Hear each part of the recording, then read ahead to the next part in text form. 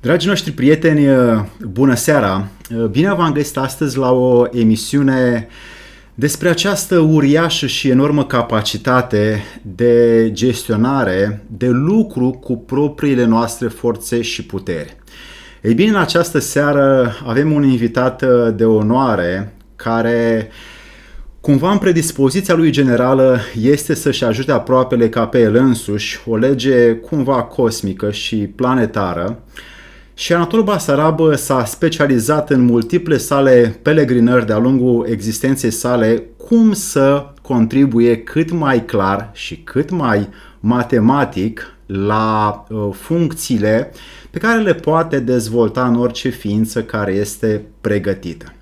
Ei bine, Anatol Basarab a cutreierat, a căutat, a citit, a scris și astăzi din ce în ce mai mult își expune cercetările și investigațiile în media și mai ales vreau să, dacă încă nu sunteți familiarizați cu acest canal al său de YouTube, vreau să vi-l prezint pe scurt pentru că veți găsi câteva lucruri esențiale pentru cei care doresc o apropiere de evoluție. Asociația Numerologilor din România o găsiți astfel pe YouTube, după cum vedeți acum pe ecran, și Anatol vă dă cam, cum se spune la noi în popor, totul din casă.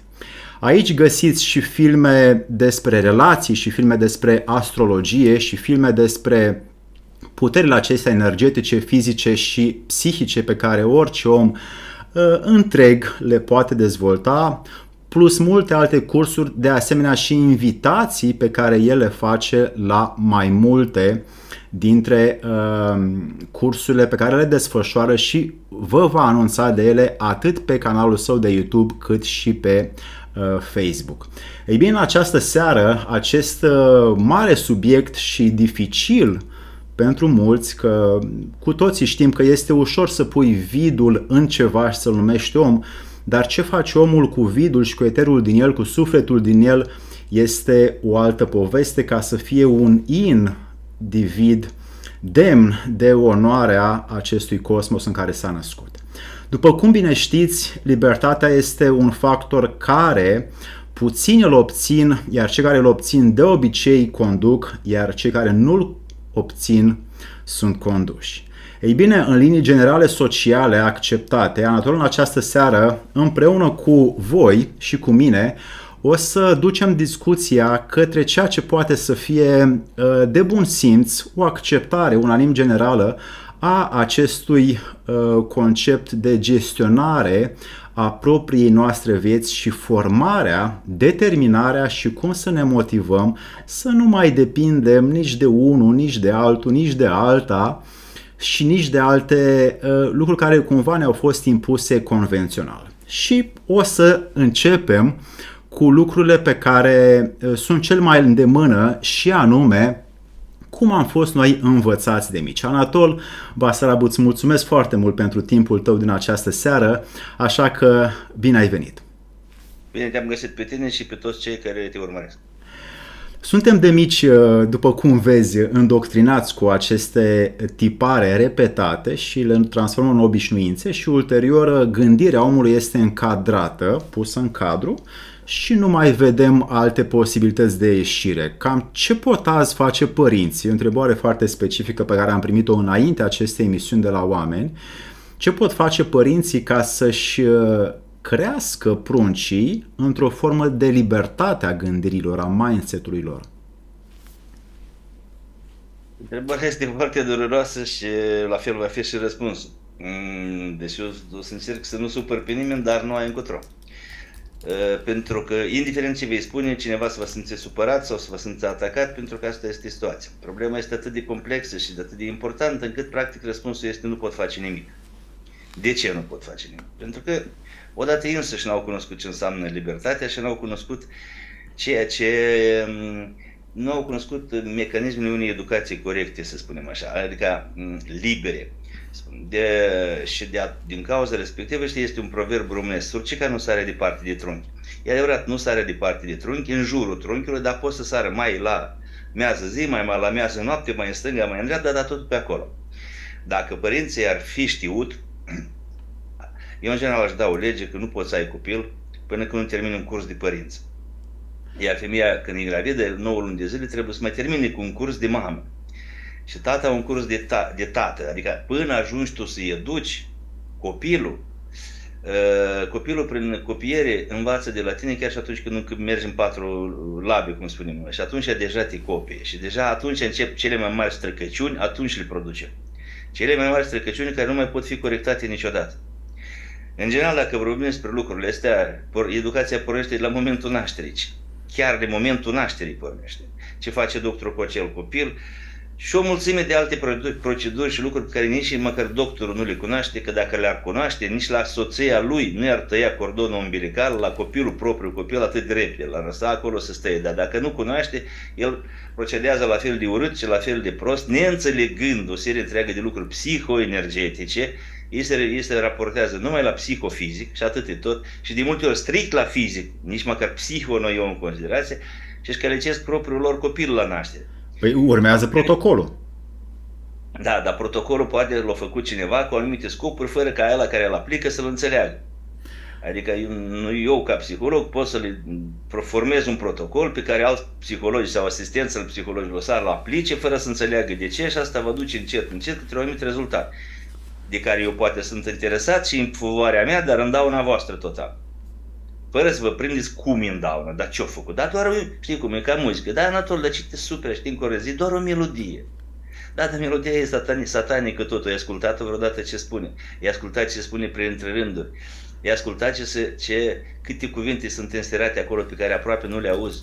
E doar un cântec. Dar cânticul ăla te influențează, te duce într-o direcție. E ca și cum am spune, domnule Anatol, dar ce te superi? Că-ți doar niște unde.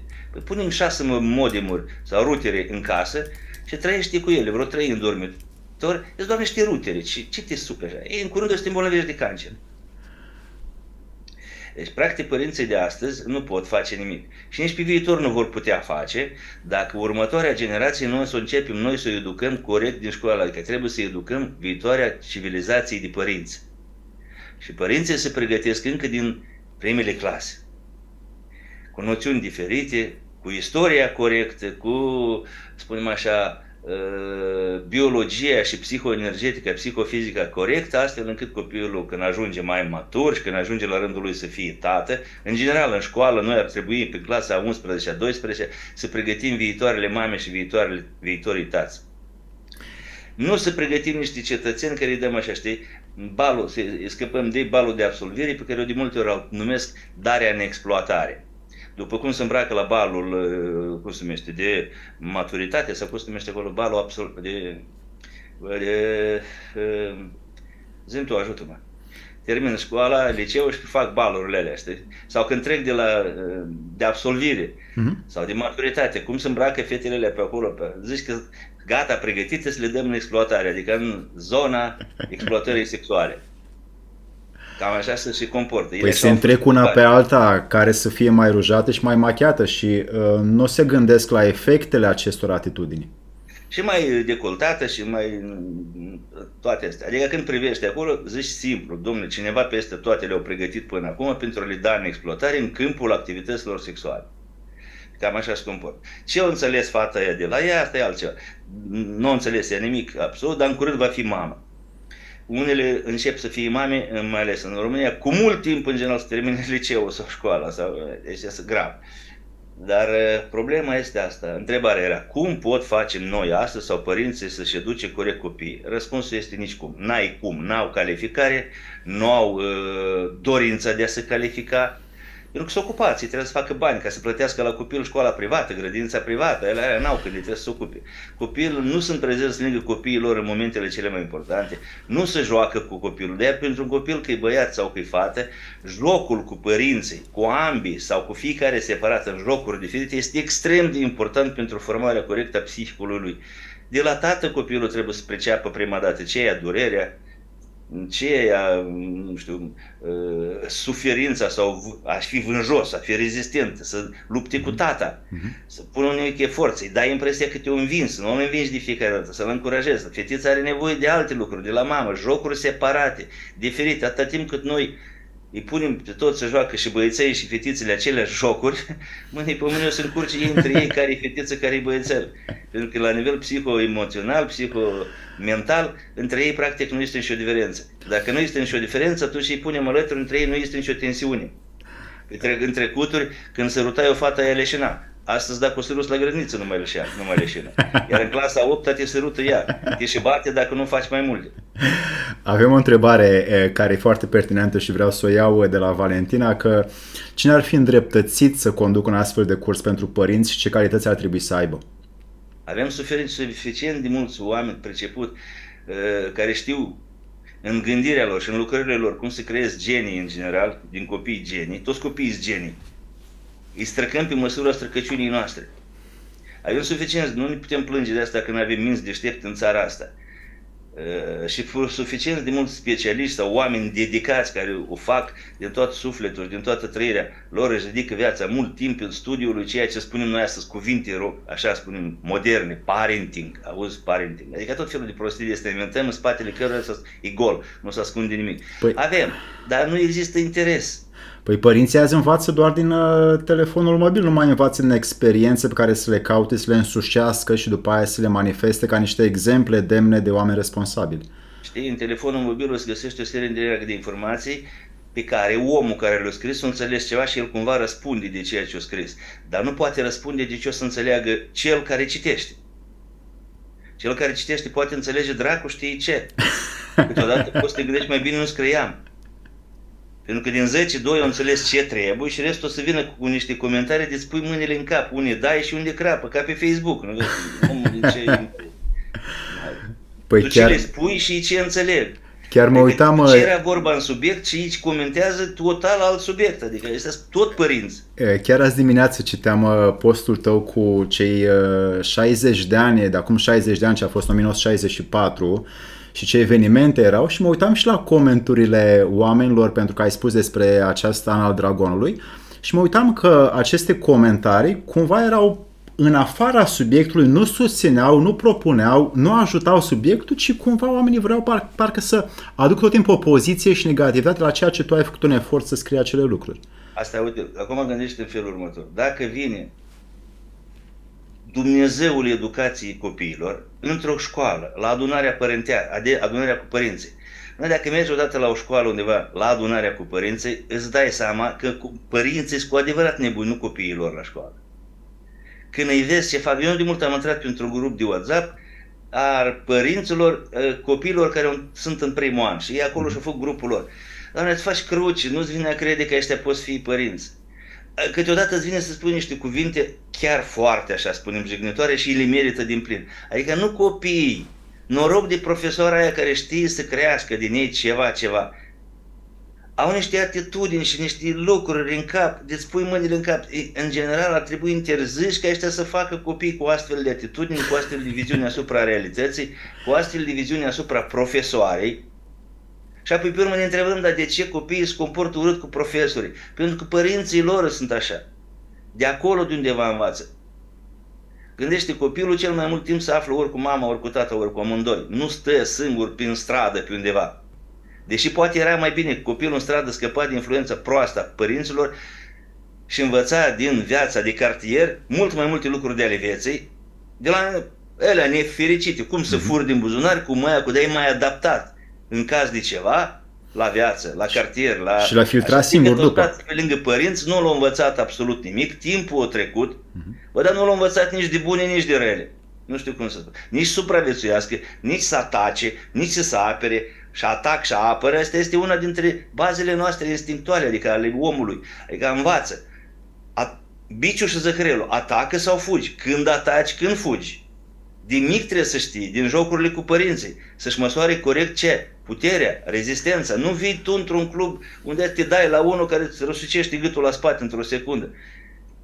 Ai enervat taurul și pe urmă te superi că l-ați răsucit gâtul la spate. Păi da, ăla e taur, domnule, adică ce te-ai băgat tu acolo? Cauți să-l nervezi că ești cetățean și ai drepturi. Păi și el e cetățean și are drepturi.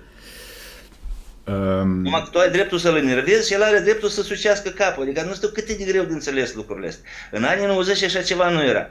Pentru că bărbații, adică în anii 90 așa ceva nu era. În anii 80 cu atât mai mult. Pentru că acolo bărbații se respectau reciproc altfel. Mi-aduc aminte, stăteam inclusiv la o bere, să spunem așa, cu 5 bărbați, unul inginer, altul profesor, altul maestru și vorbeau între ei cu domnul maestru. Dacă venea la domnul doctor, bă, dar aveau subiecte la bere, aveau subiecte până când se îmbătau, cădeau sub masă, aveau subiecte foarte interesante. Era o plăcere să-i asculți cum se ceartă pe motive, de exemplu, de profesie sau de medicină sau de sănătate sau de educație sau de altceva. Astăzi stai la masă cu 20 de oameni, 20 de bărbați, 20 de cupluri și când auzi ce vorbesc, de multe ori nici nu vorbesc, că privesc în telefon. Dacă îi auzi ce vorbesc, îți pui mâinile în cap, adică cum e posibil, dar unde e judecata ta critică? Dar așa o scris, păi și tu crezi tot ce scrie? Mai ales în faza asta și mai ales în faza următoare când o să fim pedepsiți pentru așa zisul fake news. Dar fake news o să fie orice o stabilit ei. Uite, exemplu, fake news este că Rusia va ataca o țară europeană. Nimeni nu o pedepsește. Dar dacă eu o să spun ceva, părerea mea, că ăștia de la Davos deja s-au adunat și deja au spus că teoreticienii teorii, spunem așa, cum îi spunem? Teoria conspirații sunt mai periculoși decât teroriștii. Gata, au afirmat, au etichetat. În jumătate de an, dacă o să comentezi ceva, o să vină să te închidă contul sau să te salte de acasă că ești mai periculos decât teroristul, că ți-ai exprimat tu părerea ta. Păi da, pentru că se instaurează la propagandă și automat poți să instigi pe ceilalți să facă ceva împotriva umanității.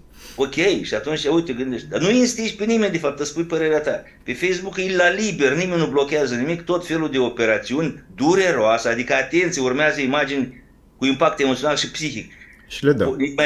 Și cum ucrainenii omoară tot felul de ruși în timp de război. Scene care se întâmplă, le selectează, le pune. Dar dacă pui imagine cum rușii omoară niște ucraineni, s-o terminat. N-ai voie. Deci ele au impact emoțional ale rușilor, alte sunt de voie. Deci la astea uitați-vă cât mai mult, să vedeți cum aia omoară pe ruși. Adică tot felul de tâmpenii astea, altfel nu sunt altfel. Dar oamenii ajung și să creadă în ele, pentru că n-au gândirea critică aproape deloc. Hai să ne întoarcem la subiectul nostru cu educația, cu felul ăsta, că e complicat rest. Tocmai aici vreau să ajung, pentru că scăzând nivelul de judecată a realității pe care noi ar trebui să ne-l creștem, nu să-l scădem, după ce criterii își dă omul seama că nu mai are, dacă își dă seama și cum, că nu mai are un filtru de judecată și este din ce în ce mai naiv și credul și obedient în fața altora care fac propagandă? Simplu de tot. Puneți o întrebare, oricât de simplă ar fi ea. Și bate întrebarea respectivă sau tipărește un GPT. Dacă GPT-ul îți dă o întrebare, un răspuns mai bine organizat și mai deștept decât tine, înseamnă că tu ai rămas în urmă. Rău de tot. Nivelul ăsta de gândire nu va crește în viitor, deși noi trebuie să-l creștem. El va scădea pentru că omul nu mai trebuie să gândească. O să vorbească cu ChatGPT. Dar mâine ChatGPT începe să vorbească. Poi mâine începe să-ți creeze imagini. Poi mâine începe să-ți redacteze un filmuleț video. Poi mâine începe deja face, să te traducă pe tine în mod automat. Uite cum vorbesc eu acum, la tine să apară și la ei să apară în germană. Eu vorbesc în română, dar în același timp, sincron, după buză, tot o să fie automat, nicio întârziere. Celălalt o să mă asculte în germană. De ce trebuie să mai învăț germană? Și scade încă o putere a creierului? Încă o abilitate. E adevărat. Sunt instrumente care te ajută să rezolvi diferite probleme, cum ar fi ChatGPT. E foarte, știi? În general, internetul, viața de astăzi oferă foarte multe instrumente de a rezolva o problemă. Și tu o rezolvi, dar n-ai înțeles cum să o rezolva. Și neștiind cum s-o rezolvat, tu data viitoare nu știi să o rezolvi. Nu înțelegi algoritmul judecățile, cum s-o gândit, de unde o luat, nu cu de unde o luat, dar cum a așezat informația în așa fel, încât ChatGPT îmi dă mie un răspuns mai puțin, mai elaborat, mai deștept, decât aș putea eu să răspund cu privire la simplu lucru. Ce este soția? Și dacă ChatGPT îți dă un răspuns mai deștept decât tine, du-te și învață, ești analfabet. Funcțional. Pentru că alfabetul funcțional în viitor nu e cel care nu știe să scrie sau să citească, ci e cel care nu știe să gândească. Mai mult decât atât, e cel care nu știe să înțeleagă ce au gândit altul. Adică între el și cel care gândește o discrepanță foarte majoră. Unul gândește și îi explică și el nu e capabil să înțeleagă ce a explicat cineva. Ăla cu totul deja, nu spune mai, e subnutrit mental cu totul. Avem acest curent, Anatol, care l-ai observat foarte des în lumea întreagă, a faptului că oamenii se desprind de familii, de societate, nu mai pot face față, sunt efectiv obosiți, stresați, munciți, își dau seama că sunt sclavii unor sisteme convenționale și se desprind cu totul și stau undeva în sihăstrie, în diferite case pe care și le construiesc sau alții în diferite mănăstiri și renunță la viața socială. Cum vezi tu acest trend prin care omul se duce într-o zonă care totul încearcă să-și facă o mică bucățică de rai și acolo nu mai are decât cam niciun stimul de lucru intern? Omul, de fapt, fuge. Uh-huh. Fuge în primul rând de el însuși și de ceilalți ca el. Apoi justifică că fugi dintr-o societate sau dintr-un popor sau dintr-un oraș pentru că nu se mai poate acolo trăi și pentru că restul sunt niște nebuni și ei îți duc să-și facă o oază. Când ajung acolo și se adună mai mulți, constată că acolo sunt mai multe reguli și constrângeri ca să poată trăi totuși în oaza aia. Adică, decât sunt în libertate, cum ar fi, în libertate, adică într-un oraș mare. Sunt mult mai multe restricții și mult mai multe reguli și norme morale pe care trebuie să le însușești precis, în tocmai și exact, ca să fii de-al nostru, că dacă nu din comunitatea e zbor mai departe. Apoi, cu privire că plecăm într-un pustiu, într-o mănăstire, într-o ce vrem noi, într-o pădure, într-o peștere, ca să ce? Ce o să întâmple cu tine când o să fii acolo? Păi să aibă liniște, spune, să stea cu Duhul Sfânt, cu Dumnezeu, o să zică. Nu stai cu Duhul Sfânt, că Duhul Sfânt trebuie să-l pogori încă peste tine. Duhul Sfânt nu e așa, că te-ai dus în pustiu, vine Duhul Sfânt peste tine. Acel pustiu nu mai vine. Duhul Sfânt pogoară peste tine și în viceu dacă ești, nu trebuie să te duci la munte, în pustiu. Duhul Sfânt peste tine pogoară atunci când tu meriți chestia asta și când mergi pe stradă, nu trebuie unde a fi, n-are obstacole Duhul Sfânt. Deci mă duc eu în pustiu sau într-o peștere ca să pogoare și să am liniște. O să ai liniște în sensul că nu vorbești cu nimeni, dar știi câtă gălăgie în interior este, poți să nebunești. Știi cât de multă gălăgie interior, câte voci începi să auzi care înainte nu le auzeai. Și nu știi să ale tale sau nu, toate ale tale, dar nu le-ai știut niciodată, pentru că în club, bum, bum, bum, bum, bum, muzica sună, ai auzit muzica, nu ți-ai auzit vocea.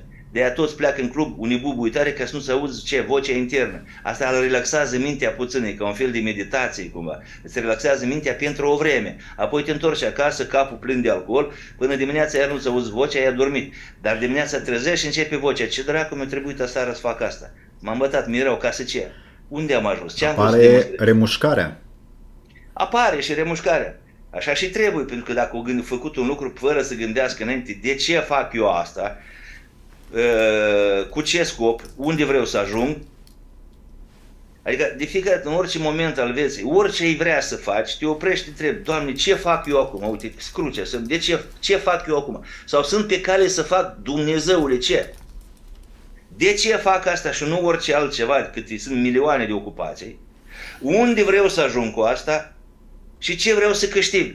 N-ai răspuns nici măcar la una din întrebări n-ai răspuns, oprește-te și nu mai fă deloc, nimic. E mai bine decât să faci prostii. Pentru că dacă n-ai răspuns măcar la o întrebare, asta se va întoarce împotriva ta. Toată acțiunea, chiar și cititul cărții, citesc o carte. Doamne, ce fac eu acum? Citesc o carte. De ce citesc cartea și nu fac dragoste cu nevasta, de exemplu? Unde vreau să ajung cu cititul cărții respective? Ce vreau să câștig? Ce am de câștig? Nu știi nici cartea eu nu mai citi, o citești degeaba. Cine știe ce Dumnezeu citești? Cine știe o să înțelegi? Și după ce citi cartea respectivă, vii tu filosoful și te dai la soția ta. Fă, vezi că ești proastă că ai citit în carte. Așa am interpretat eu. Și cititul cărții în loc să întărească familia dacă citeai corect. Tu cu mentalitatea de muscă îți găsești în cartea aia numai acei, cum spune, știi, mentalitatea de muscă, numai acel rahat care dacă acolo e un punct pe ăla o să-l găsești și cu ăla să te hrănești. Că așa face omul cu mentalitatea de muscă.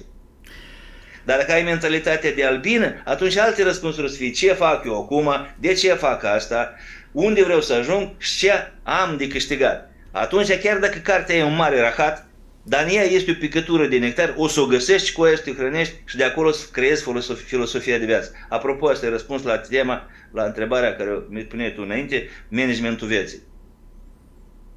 Cum ne menageriem? Așa, ne schimbăm mentalitatea. Și mai este al treilea, uite, deci totdeauna e trei. Când cineva te învață, în general, că lumea e făcută din două, din bărbați și femei, e fals, este lucru drăcovesc.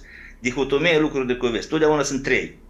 Că nu știi să-l găsești pe al treilea element, trinitatea respectivă. Asta e problema ta. Dracul te înveță că sunt două numai. Bărbați și femei. Dar este încă cineva care nu sunt nici bărbați și nici femei, copiii. Dar pot deveni fetițele băieți și băieții pot deveni fetițe. Depinde cum le educăm. În concordanță cu fiziologia și instinctualitatea și mecanismele lor psihofizice și psihoenergice sau opuse. Eu cunosc foarte multe mame singuratice care au crescut din băieței fetițe. Mame fără de soț. Au despărțit de vreme, copilul avea 1 an sau nu știu ce și mai departe până la 18 și mama au creat cu mare succes o fetiță perfect. Dar cunosc și situații când fetițele au rămas cu tata din diferite motive și tații au creat din acele fetițe niște băieței perfecți. Acum luptă în ring, MMA și altele. Anatol, observ în această dorință a noastră că ar fi un subiect care putem acum să-l abordăm, care e foarte sensibil și anume că există... Ăsta cred că e puțin mai sensibil și anume pentru că e atât de des repetat, folosit și ultra tranzitat în lumea întreagă încât este la fiecare minut vedere în existența noastră și anume că omul nu prea ajunge să fie liber din cauza acestei probleme și anume că tot timpul cere altuia să facă ceva ce el poate să facă singur. Și s-a obișnuit tot timpul să ceară și să poate să primească din diverse surse și aceste, probabil, capacitățile lui interioare încep să devină latente. Cum crezi că s-a ajuns la o asemenea inepție, încât oamenii nu mai pun mâna, efectiv, la muncă, nu mai dau de naripi, nu mai își dezvoltă capacitatea să fac eu și să servesc pe altul? A ajuns simplu. Deși subiectul pare, cum ai spus, sensibil, nu e sensibil deloc. Este unul veșnic, din totdeauna, se propagă din antichitate până în prezent și nu s-a modificat nimic de atunci. Se modifică numai materialele de construcție și tehnologiile. Dar stadionul a rămas la fel, numai cu materiale de construcție. Gladiatorii s-au înlocuit numai cu fotbaliști, același lucru. Elita e tot acolo unde era și pulimea, sau plebea, mai corect spus, e tot acolo unde și urlă în continuare, nepricepându-se nici la luptă atunci, nici la fotbal. Acum, bă, îl critică pe orice fotbalist acolo. El, bă, ce-a făcut acolo? E la fel, nu s-a schimbat nimic. Avem numai impresia și de multe ori încercăm să ne dăm rotunzi că noi suntem civilizația cu wireless. Și uite ăla din pustiu, care trăiește într-o țară oricare, Egipt, nu știu unde acolo, babuinii sau cum care stau acolo, trăiesc, aia n-au wireless. Domnule, uite că săracii cum greu trăiesc. Bă, tu ești mai sărac că el de o mulțime de ori. Ia uite copilul, frățiorul ăsta, mic, adică ăla mai mare, de vreo 7 anișori, 5, aliepe ăla mai mic, îl duci în brațe și acolo ca turiștii stau, ia uite, domnule, cum se chină. Păi tu habar n-ai ce dragoste au cu ferații ei între ei. Cum se ajută, cum se întreajută, cu sentimentele, trăirile lor. Vine europeanul cu aerele și săraci, uite cum se chină, uite cum l-a pus acolo, l-a învelit și se chină aici în pustiu. Păi tu nu înțelegi, tu habar n-ai ce fac ei acolo. Tu nu înțelegi care e conexiunea. Tu conexiunea asta n-ai avut nici cu maică ta vreodată, cum au ei acolo între ei. Pentru că condițiile de viață creează ce? Condiții inclusiv psihologice de supraviețuire. Trebuie să ținem unul la altul, că e pustiu, pentru că așa, trebuie să ne ajutăm, trebuie să avem grijă unul de altul în permanență. Legăturile lor sufletești, emoționale, psihologice, sunt de așa natură încât în Europa, la ăștia cu wireless, dacă vii în oraș, aduni 20 și nu găsești atâta putere a trăirii sau calitate cât găsești la ea 2 copii acolo. Exact. Și avem așa tot timpul că noi suntem cineva foarte deștepți, unde am ajuns. Nu suntem noi, sunteți niște sclavi în continuare. Cum a fost cu mii de ani în urmă. Dovadă este și că spune democrație, trăim o democrație. Demos și Kratos. Demos se referă la popor. Dar nu la popor în sensul că atunci îți spune etnocrație puteți fi alte, sunt o mulțime de denumiri. Demosul pe vremea respectivă erau poporul care avea sclavi. Nu aia care aveau drepturi să voteze, care când întrebau cineva ceva, că avea sclavi, cât mai mulți sclavi aveai, cu atât tu erai mai puternic. Dacă era puterea poporului, spune laocrația. Dar demosul înseamnă acel popor sau acei reprezentanți din popor, toți ăștia sunt un popor mai mic, minoritar, care dețin sclavi. Prin urmare, când spunea democrat, așa, tu erai cel care dețineai sclavi și aveai putere. Că dacă nu votai sau te supăram, tu veneai cu sclavii tăi, ții înarmai și făceai o revoltă. Și atunci cu tine vorbeam, nu cu sclavii tăi. Și atunci când vă spun că trăiți în democrație, au dreptate. Sunteți sclavi și ei vă au în toate felurile. Vă impozitează cum vor ei, vă educă cum vor ei, ca să nu deveniți mai deștepți, ca nu cumva vreodată să vă ducă capul, să vă revoltați împotriva cui? Kratosului. Voi, demosul. Adică voi nici nu sunteți demos, voi sunteți etnos. În curând o să devenim nici măcar etnos, că România o să dispară ca țară și să fie doar un teritoriu. Deja eu cred că România nu mai avem, pentru că tot nu mai aparține nimic românilor, nici un capital românesc, nimic, suntem doar un teritoriu. Că se numește România, pe cei de sus nu-i deranjează. Care granițele astea sau oricare alt nu-i de, e un teritoriu. Mai avem zăvâcnirile astea, uite cu ce se întâmplă astăzi în țară, din cauza că în 2008 asta aduce generează alte energii, atinge alte coarde sensibile noastre și ne pornește cum, nu numai la noi, în toată lumea. Vezi, când e ceva rău, vin politicienii și ne explică, dom'le, dar nu numai la noi așa, în toată lumea au crescut. Când se revoltă și ai noștri, nu mai spun, dom'le, dar normal să revolte, că se revoltă în toată lumea. Peste tot se revoltă. Adică când le convine ceva, domnule, dar ce vă supărați? Dar în toată Europa așa e, peste tot lumea se revoltă. Dacă ne apucăm să facem ca în toată lumea, uite, revoltăm, nu știu ce, intrăm cu tractoarele în București, blocăm, nu știu ce, să tragi. Mineria, da. Asta deja nu-i bine. Nu-i ca în toată lumea, asta numai la noi așa ca și cum. Și trebuie să-i oprim cumva. Deci, vedeți, demosul și Kratosul. Nu înseamnă puterea poporului, ci puterea celor care dețin sclavi. Cu cât mai mulți, cu atât mai eficient. Evident, păi dacă vine Miron Cosma cu toți sclavii lui, să zicem așa, nu? Sau mai vine să mai adună cineva cu toate tractoarele, să mai adună ceva cu camioanele, să mai adună cineva, nu contează cineva care poate să mobilizeze o grup de oameni, o masă de oameni. Dacă eu pot chema toate fetele, băieții care au terminat cursul cu mine, mâine în Brașov și să adună acolo 1000 de oameni, eu sunt cine? Kratos. Și ei vor fi demosul. Dacă mă-și ascultă ce spun și se revoltă și ies cu panurile ce nu știu ce acolo, cu atât mai mult mâine pe mâine o să mă cheme la convorbiri. Cine? Cei de la putere. O zic că da, tu nu deții puterea, dar poți să răstorni puterea, așa că mai bine să te luăm pe tine la putere și pune-i pe ei tăi să voteze cu noi. Și nu s-a schimbat nimic, adică nu înțeleg de ce oamenii așa și au în general vreo speranță că dacă eu să votez într-un fel și altul lucrurile să se schimbe. Dom'le, puterea nu a aparținut niciodată poporului, ce e așa de greu de înțeles. Niciodată în istorie și nici acum puterea nu aparține poporului. Puterea aparține unei bande de hoți, mincinoși, trădători, vânzători de țară, iubitori de bani, iubitori de putere, nu de plaie, de popor, de neam și tot așa mai departe. Și un alt lucru care nu este expus în mainstream este că conducătorii niciodată nu sunt autohtoni. Asta cu deja Dumnezeu. De asta și mai vorbim că o să zic că suntem împotriva unui anumit popor. Vrem și noi să fim bunul samaritean, asta e. Da, dar așa este. Așa. Dar de ce nu-i avem? Pentru că ai noștri de când e lumea un popor agrar. Nu poți dintr-un țăran care toată viața lui a muncit la câmp, fiul lui pe lângă el să faci conducător. Poate dacă nu l-ai trimis cumva cu tot satul bani și l-ai trimis la Viena, la Lisabona, ca Petru Groza. După care nu știu, se mai întoarce sau nu se mai întoarce. La Viena, la Paris, făceau școli și poate se întorceau, poate nu. Dacă se întorcea era unul deștept și n-ai vei cu cine face treabă. Știi chestia asta rău, că n-ai cu cine, bă. N-ai cu cine, ce vrei? Niște țărani. Asta e reclamele alea românești. Cu coniacul. Asta e valabil. N-ai cu cine, bă, n-ai cu cine. În continuare, vreau să pun puțin accentul pe acest mod în care individul de astăzi s-a obișnuit să pună tot timpul să ceară ajutorul altuia. Și nu se mai ocupă de propriile sale necesități, satisfăcându-le, ci tot timpul cere. Și el nu poate să devină un individ demn de libertate, pentru că nici nu merită, după părerea noastră. Cum se poate ieși din această malformație comportamentală? Că tot timpul s-a obișnuit să ceară, dăm, făm și nimic altceva. Tot timpul e o legumă care vrea din afară să fie dat. Pentru că e mai ușor să-ți faci o operație decât să faci un an de zile sport, înțelegi?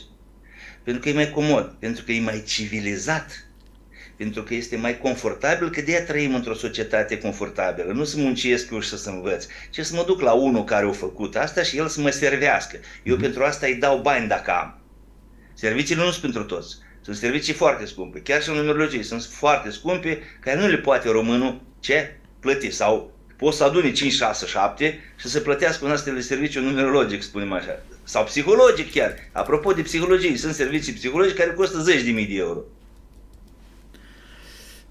Pentru cetățeanul obișnuit cu problemele lui de divorț, de nu știu ce acolo, alea sunt probleme obișnuite, dar sunt lucruri psihologice sau extrem de complexe. Acolo vine o firmă și te plătește cu 50.000 de euro care să le studiezi, să-i dai un raport. Care raportul poate fi 20 de pagini, dar poate fi numai 4 pagini, tipărite în care s-a încadrat un raport asupra stării psihologice a firmei tale sau de ce se întâmplă în firma ta. Din punct de vedere psihologic. Și asta e numai la cei oameni de afaceri care înțeleg că lumea este compusă nu numai din cadre, ci și din stările componente, adică stările psihomentale ale cadrelor. Nu numai ce a studiat el, că el are facultate, dar el e depresiv. Nu valorează facultatea lui nimic, chiar dacă e de la Harvard. Ne arată diplom, masă, dar el e depresiv, l-a părăsit iubita. El jumătate de an la mine nu mai este valabil.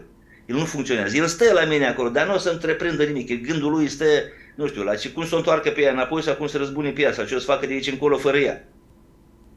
Dar facultatea acum nu mă ajută. Facultatea lui mă ajută numai dacă el e în condiții optime, psiho-emoționale, psiho-energetice. Așa el fizic vine la muncă, ca obiect. Dar pe mine mă interesează subiectul, nu mă interesează obiectul. Și atunci, e evident că omul este mai confortabil să apeleze la un instrument pentru a-și rezolva problema. Instrumentul, fie că e psihologul, alt obiect, îi rezolvă problema, sau ChatGPT sau cineva rezolvă problema, dar el așa și nu înțeles cum s-o rezolvat. Și mintea îi devine letargică. Eu pot să rog pe cineva să-mi taie lemnele și cineva o să-mi taie, că mâine pe mine un robot, înțelegi? Dar eu nu o să cunosc niciodată procesul, cum să taie lemnele, dacă nu mă apuc să-l tai singur. Procesul, doar mușchi, înțelegi, mai multe, adică te dezvolți în timpul ăsta.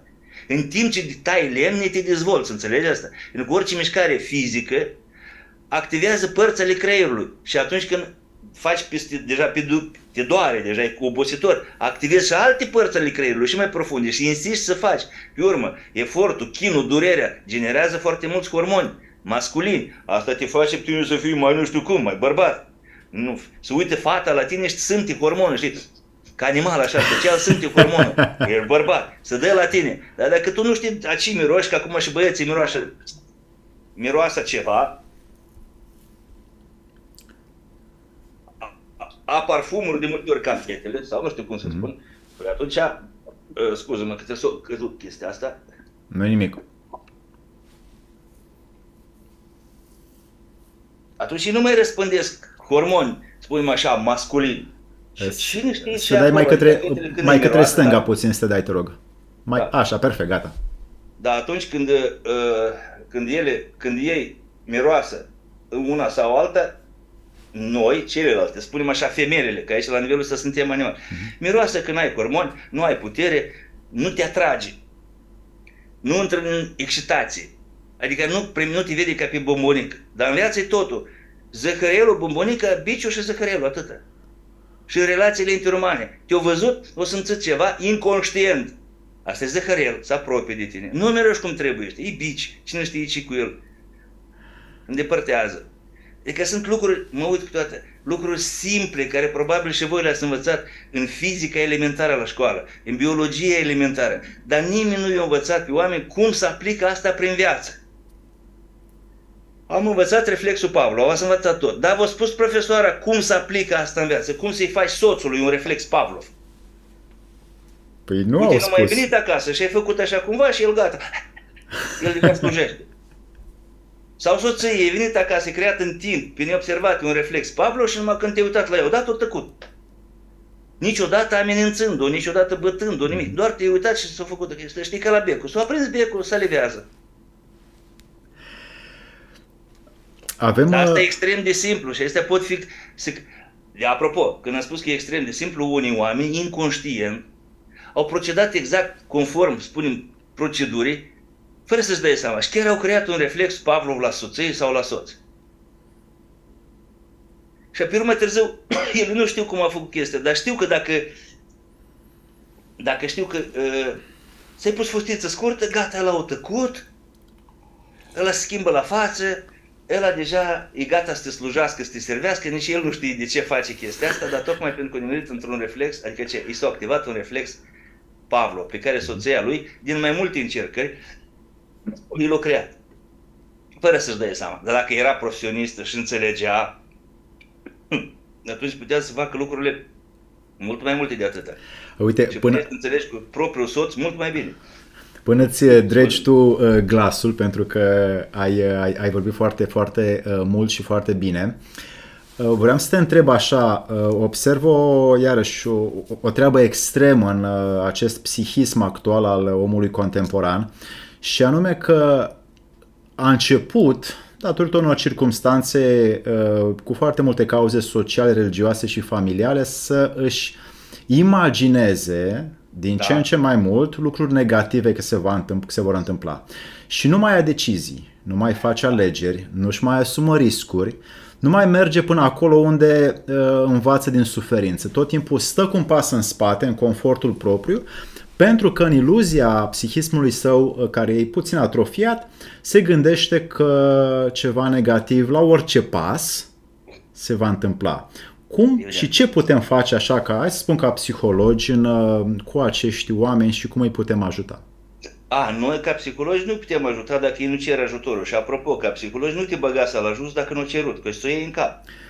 O să și te bată la un moment dat, nu să te bagi tu în viața mea. Că eu mi-e bine așa, eu visez frumos, eu visam până la tine frumos. Iluzii, dar era frumos în visele. Mi-ai venit și m-ai trezit la realitatea asta de rahat. Păi mai bine mă lăsai în visele mele, că eu trăiam foarte bine până la tine. Când vine el și cere ajutorul și atunci îi spui nu. Sau încerci să-i spui nu, să-l îndepărtezi, costă, nu poți, trebuie să fii o disciplină, trebuie să vii la ședință regular, nu te văd capabil, așa că îmi strici numai mie munca și îți iei timpul și banii. Adică încerci să refuzi, dacă el chiar vrea și cere ajutorul tău de 3 ori la rând, după aia al ei. Asta atâta timp cât nu ești psiholog încadrat într-o unitate militară, polițienească și acolo trebuie să iei pe toți așa care vin. Dar dacă tu ești așa, cum ar fi spus, psiholog, PFA sau firmă, dar individual nu ești încadrat, tu ai dreptul să refuzi clienții. No.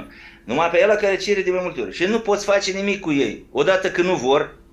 2. Chiar dacă le ajuți, cum? Eu nu pot în locul lui să dorm. Nu pot în locul lui să exersez. Eu nu pot veni acasă și să spun soției lui, iubita mea, prințesa mea, ca să încet să Adică sunt o serie întreagă de trucuri, inclusiv psihologice. Eu degeaba le spun dacă el duce acasă și continuă la fel. Sau, e adolescent, eu degeaba îl pregătesc, eu degeaba îi fac o psihocorecție. Dacă el se duce înapoi în familie și nimerește în același mediu, unde taică-sa și maică-sa nu văd nimic bun în el și permanent critică numai ceea ce o greșit. Nevăzând că el, tablița mulțirii cu 9, a făcut-o toată corectă. La ultima a greșit, 9 ori 9 a scris 90 sau 91. Și l-au luat, l-a criticat cu roșu așa pe toată pagina, ai greșit prostule, boule și tot așa mai departe. Evreii fac invers. Evreii văd unde din nou din tablița cu 9 în mulțiri. Toate le greșit, una corectă, bravo, foarte bine, uite, astea le greșit, dar asta e bună. Data viitoare o să fie 2 bune, 3 bune și restul de ea o să ne domine pe toți, pentru că noi și la școală, ții minte, faci o greșeală, vine profesora cu roșu, îți face așa ceva pe pagină, te șuroșește, adică ți-i și rușine. Dar niciodată nu laudă ce ai făcut corect, ci numai ceea ce ai greșit. Și dacă, uite la noi, tu poți să le dai un exemplu maxim, le dai o taină, un secret, o metodă care să salveze viața. Să vor găsi care vă spune, domnul Mihai, domnul Alexandru, domnul Anatol, să scrie cu crate, să scrie fără, trebuie 2 de ei, trebuie... Îi vor legate, adică îi caută să critique, în loc să zică, bravo Mihai, uite, ai scris-o tu. Proverbul ăsta, zicală, citatul ăsta, ți-o trecut ți-i pe cap, l-ai fătat tu, bravo bă! Nu, ei vor să ce prostie e asta, e numai să critice, incapabil de a face ei însăși nimic. Apropo, cel care critică mai dur e cel mai handicapat, care nu știe să facă nimic. Aia e regula vieții. Poți să verifici asta pe Facebook. Cel care va veni și va critica și te va și înjura, ăla cel mai incapabil pe tema de care înjură acolo. Da, și ei nu se gândesc de niciun fel la consecințele acestor Ei nu lucruri. se gândesc că cineva cunoaște și îi identifică sau cineva știe despre ei mai mult decât cred ei. Adică ei nu-și dau seama că știi cum, ca spionii în lume asta, se desconspiră singuri. Adică, și nu trebuie să-l mai spui tu, nu trebuie să cauți prostul, că el se arată singur. El singur descompiră. De exemplu, astăzi dacă ai vrea că se poate întâmpla așa, știi că s-a mai întâmplat. Uite, mâine pe mâine câștigă Rusia și trebuie să-i saltăm pe ăștia că se numește Cisca, curățenia, toți cei care au fost antiruși. Dai un mesaj pe Facebook și ei singuri se luminează care sunt aia. Trebuie să treci numai să iei. Nu-i ca în trecut, trebuie să te informeze cineva, trebuie să te părască cineva, scrie o cerere, o plângere, o scrisoare, o plângere, spunem așa. Nu, acum vii și ca să faci curățenia, adică trebuie, dar n-ai cum. Așa, când regimurile se schimbă, trebuie să înlăturăm cu totul pe cei care ce? Nu sunt convin sistemului sau sunt antisistem. O mai fost la noi, știi? Și acum este, adică strămoșii noștri au luptat în Rusia, trebuie să fie admirați că au îndeplinit datoria în fața patriei, țării, au fost trimiși acolo, nu s-au de bunăvoie, este? Când au venit înapoi și au câștigat Rusia, ce? Și nu știu de ce le mai dăm pensie, pentru că au fost antisovietici, nu? Și atunci sovietici au venit și au spus, ia adunați-i pe toți ăștia voștri care au luptat pe acolo, generale, maiori, nu știu, scoteți-i din sistem afară, pentru că ăștia oricum rămân în sângele lor antisistem, nu? Cunoaște așa am făcut la fel. Și gândește, dacă mâine câștigă Rusia, politica se schimbă, cirepeala se schimbă imediat. Filosofia, știi că am mai făcut de mâine ăștia care sunt mai antiruși sau cum se numește, rusofobi, aia o să vorbească primii rusă. Dar здравствуйте, привет, добро пожаловать, vedeți cum o să înceapă a vorbi rusă. Ca să nu se desconspire că ei au fost ce? Anti-ruși. Ca să-și salveze pielea, cum ar fi spus. Știi? Repede vor face. Asta au fost dintotdeauna în natura umană, așa ceva nu-i nou, nu inventez eu, numai trebuie să știu care e natura umană. Iar natura umană este exact ca animalul, bici și zăhărel. Ne place asta să nu, mari parte dintr-o zi. 80% din zi omul trăiește înghidat prin viață de creierul limbic, exact ca un animal. De aia omul trăiește în turmă ca animalele și are nevoie de un lider ca animalele. Ca urșii, ca oricine ai, de singur, de sine stător nu-ți descurcă. Iar când le dai libertatea, știi tu ce se întâmplă când le dai libertatea la maimuță? Ai văzut, sunt țări în care maimuțele sunt libere, intră pe un oraș. Fură de la cetățeni, le fură din mână, intră în geantă, fură tot cu geantă, adică nu așa. Și atunci apare noțiunea, libertate. Libertatea nu e pentru toți. Știi? Libertatea este un concept filosofic. Și astăzi încă spunem așa, neacceptat unilateral de către toți filosofii. Libertatea e un concept și multifuncțional și multifactorial în același timp. Conceptul ăsta poate fi interpretat în diverse moduri, în funcție de context, de domeniu, de aplicabilitate și restul. În linii mari, libertatea, să spunem așa, că se referă la capacitatea unui individ sau unei colectivități, societăți umane, de a acționa conform propriilor alegeri. Bă, dacă îți gândește că fac nebunii alegerile lor, fără constrângeri externe sau fără presiuni nejustificate. Păi cum adică fără presiune? Atâta timp cât tu plătești impozite și ești constrâns de stat să plătești impozite, tu nu mai e libertate, poți să vorbești de libertate? Mai mult ca atât.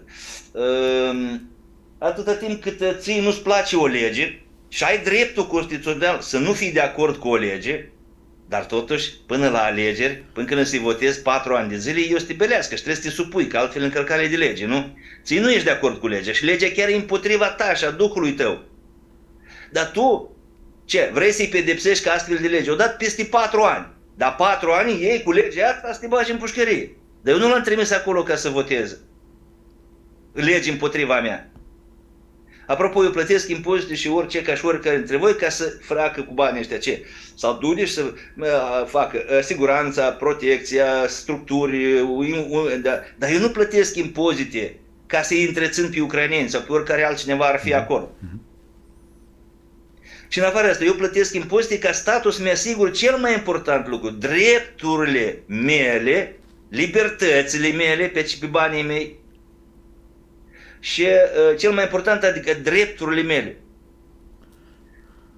Apoi, eu plătesc ca colectiv să ne facă, știi, să ne educe copiii, să avem asistență medicală, de dorit gratuită. Uniunea Sovietică era gratuită. Școlarizarea era gratuită. Și acum, obligatoriu și gratuită. Și la urgență este gratuit. Așa. Și la urgență acum este. Și la urgență ar trebui să fie, dar nu știu cum acum. Dacă ești chiar în comă, e gratuită. Dar dacă mai vorbești ceva, tot mai plătești. Nu intre tu, la plată. Nu ai bani în buzunar. Plătești cei care vin, te însoțesc. Chiar gratuit, nu cred că este nicăieri. Deși nu e nici afară chiar gratuit. Numai că acolo e legal, adică e pe factură. Am consumat astea și le plătești. Când aveai asigurarea nu știu care, privată, dar asigurarea ta de stat nu conține pachetele astea. Și noi am fost obligați, sau serviciile, noi am fost obligați să le folosim. Și atunci plătești ca și cum, dacă să ai o asigurare privată, cu asigurare privată te iei imediat, indiferent ce ai. Cu asigurare de stat și în Germania poți să stai jumătate de an să aștepți ca să te iei să-ți facă apendicită, dar tu ai apendicită acum, că dacă nu ți-o faci într-o săptămână mori. Vreau să ne uităm un pic la tinerii din ziua de azi, tineri adolescenți, oameni care devin cumva spre vârsta adultă, hai să spun între 20 și 30 de ani, care tot vor să-și dezvolte propriile lor idealuri și scopuri și business-uri și nu trec prin toate procesele de educație, autoeducație, disciplină, răbdare, muncă și așa mai departe. Ei pur și simplu iau o metodă dintr-o parte în alta, o aplică, devin ulterior deznădăjuiți când nu le-a ieșit business-ul și cad într-o letargie și o apatie psihică de nu mai poți scoți de acolo pentru că aceștia încep să sufere cel mai repede, și băieți și fete.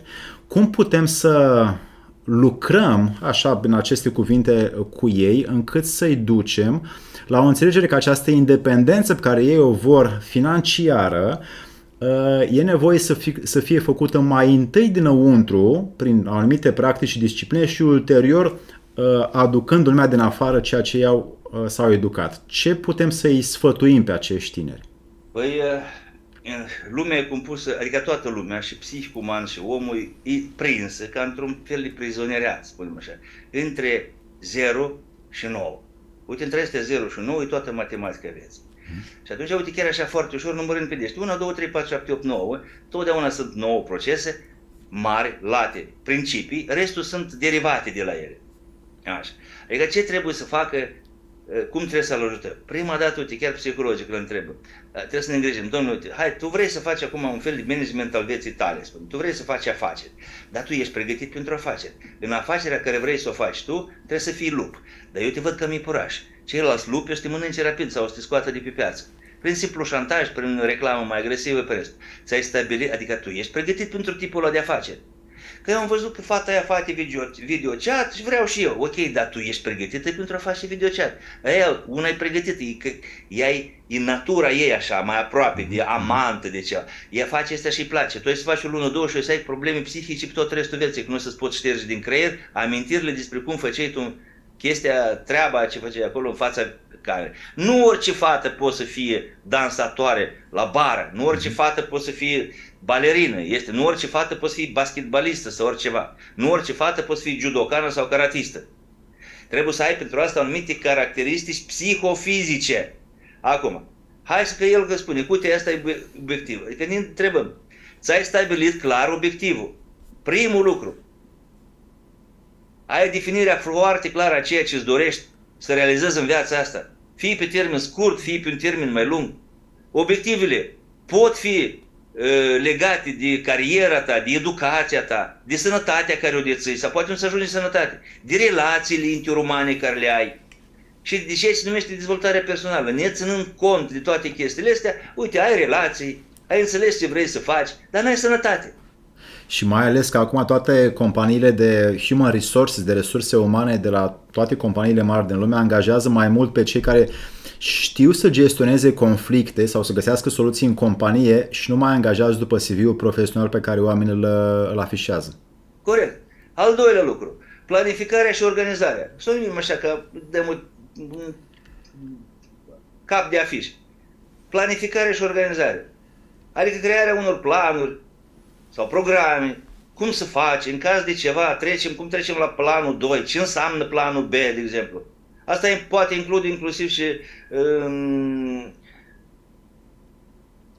planificarea diferitelor acțiuni zilnice, săptămânare sau lunare. Gestionarea timpului. Uite, tu vrei să le faci toate astea, dar nu-ți ajunge timp, că ești la facultate și ești acolo și la casă trebuie să mai faci ceva, că mama sau părinții sunt bolnavi, să trebuie să te gestionarea timpului. Adică folosirea eficientă a timpului. Pentru a maximiza productivitatea și eficiența ta proprie. Asta înseamnă să eviți în viață amânarea permanentă.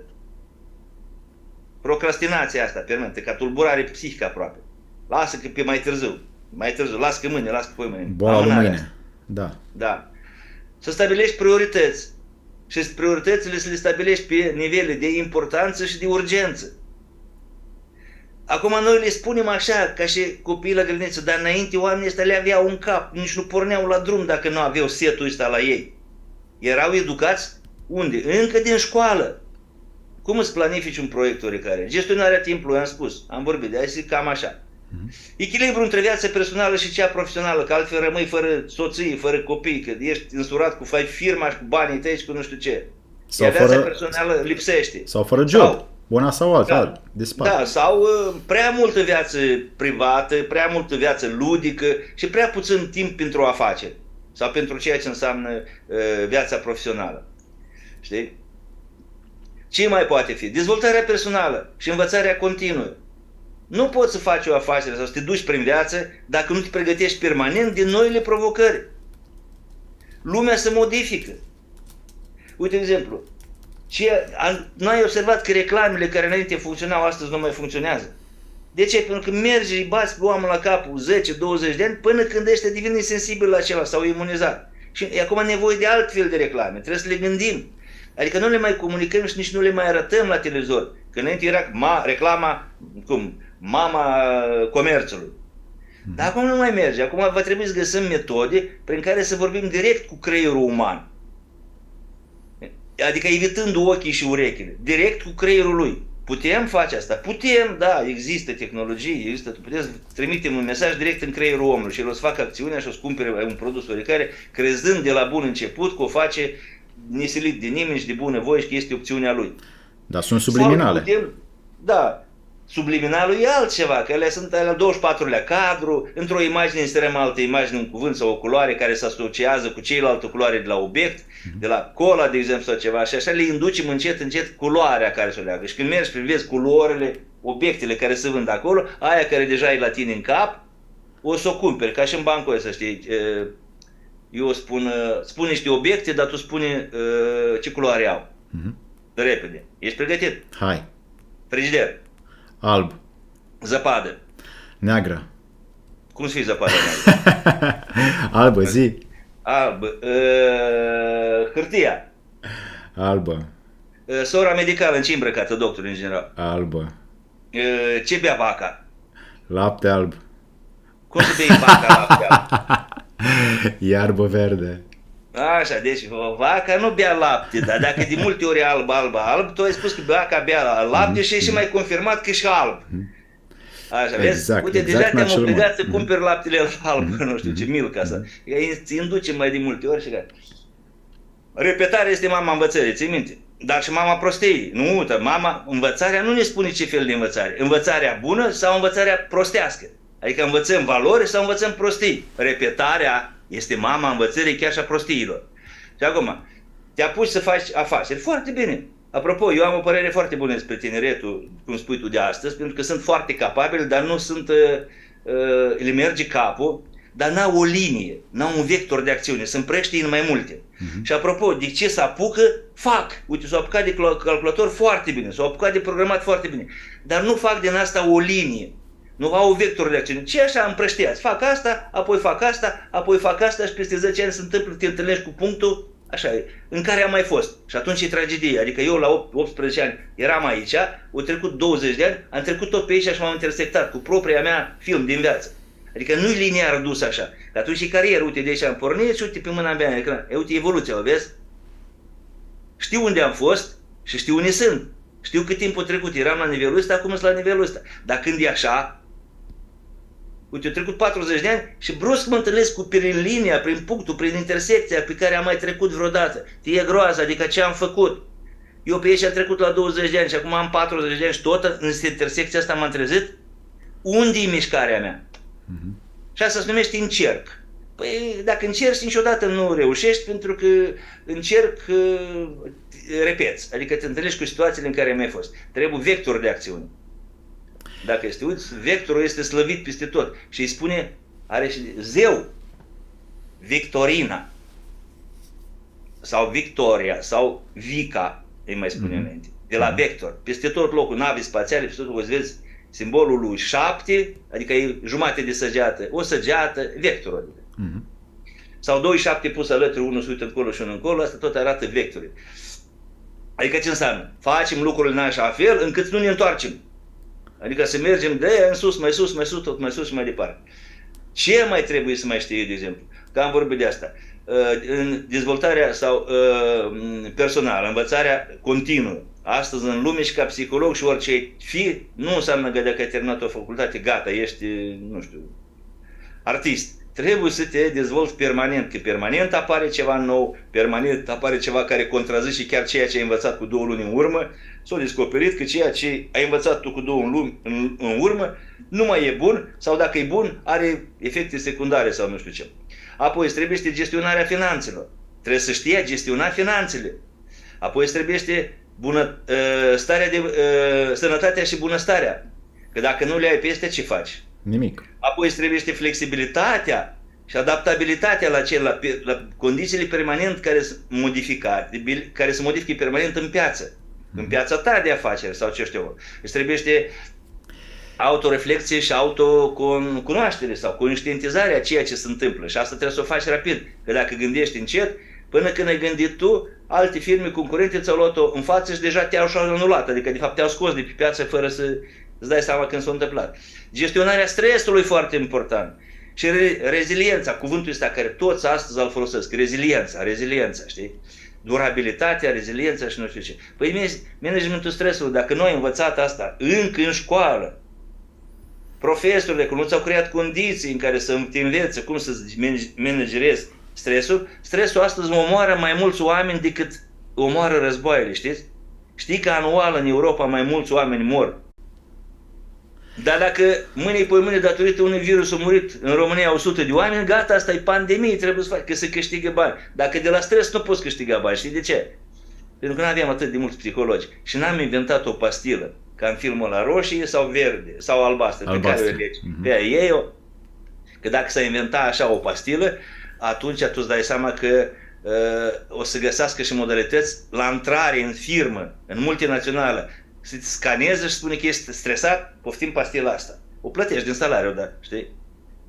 Da, ceea ce acum vreau să pun o întrebare așa de baraj pentru oamenii care tot timpul au fost foarte multe întrebări în YouTube despre partea financiară, să ne retragem banii din bănci, ce facem cu joburile, ce facem cu investițiile, unde investim și așa mai departe, dar astea sunt și părți sociale pe care o să le discutăm într-o emisiune ulterioară. Dar pentru că scopul nostru este această libertate interioară a omului și să nu mai depindă de factori externi prea mulți, aș vrea să întreb cum vezi tu această libertate față de iluziile și imaginația în care noi trăim de faptul că o să se întâmple tot timpul altceva, dar nu ceea ce este și nu mai vedem ceea ce este și ne îndepărtăm cu mintea către ceea ce poate fi. În general, mintea noastră este așa creată încât fiecare om dorește, în diferitele forme, să arunce o privire în viitor. Să știe ce o să întâmple, cam cum o să întâmple. Asta explică foarte mult din comportamentele oamenilor. Așa e natura umană. Asta nu înseamnă că ești prost sau deștept. Și fiecare om e curios, dacă e posibil, să afle ce ar putea fi în viitor. Despre el, dacă nu despre toată societatea. Ceea ce aproape imposibil. Da, nu este imposibil chiar de tot. Este foarte posibil, dar pentru asta trebuie, spunem, să-ți dezvolți anumite capacități, abilități, care se dezvoltă, tot așa cum se dezvoltă capacitatea de a arunca sulița la o distanță din ce în ce mai mare, așa și aici poți învăța. Poți să te folosești de instrumente științifice ca să vezi ce o să se întâmple viitor, cum ar fi statistici, cum ar fi analiză, cum ar fi prognoze, care nu trebuie să le faci tu. Unele sunt făcute de Banca Mondială, tu numai trebuie să le iei, să știi, să le interpretezi. Ce vrea să spună ăsta? Dar ele spun deja că statul, din punctul ăsta de vedere, trebuie să devină din ce în ce mai mic. Adică cu puteri din ce în ce mai mic asupra cui? Capitalului uman, din propria lui țară. Iar oamenii din cauza asta migrează din ce în ce mai mult în cripto. Și din cauza asta și statul va fi nevoit la un moment dat să ducă în cripto. Ca să-i poată ce controla? Nu se poate nici acolo controla. Că tocmai de aia există cripto, ca să nu-i poți controla. Că dacă era nevoie, îl distrugeau pe cripto de la bun început, de când nu a apărut Bitcoin-ul. Dar pentru că el este util inclusiv tuturor serviciilor secrete din lume, că poți face cumpărături fără ca să fie vizibile vreodată, nu l-au distrus. Și o să fie în continuare, pentru că tot timpul o să fie servicii secrete și chiar și ei au nevoie să facă tranzacții fără ca să vadă unde s-au dus banii și de unde vin armele. Și cine le-a plătit. Iar ca să în cripto, ca să le decriptezi tranzacția respectivă, practic e imposibil, numai dacă ai un calculator, nu știu, quantic, nu știu ce acolo. Deci lumea va fugi de stat, va fugi din ce în ce mai mult în cripto. Și acolo își vor face ei banii, mâine pe mâine o să apară și în România magazine, ce știu eu acolo, societăți care o să accepte plata în cripto. Salariul care îl primesc eu, de exemplu, la firmă, la vedere, se vede și cum cheltuie, dar ce mai fac eu pe lângă, sau șpăgile care le iau ca deputat, nu ne mai le dai în lei, că sunt marcați, că sunt notați, scriși. Îmi dai în cripto și din cripto ăla mă duc eu și îmi cumpăr în Dubai un apartament, o casă.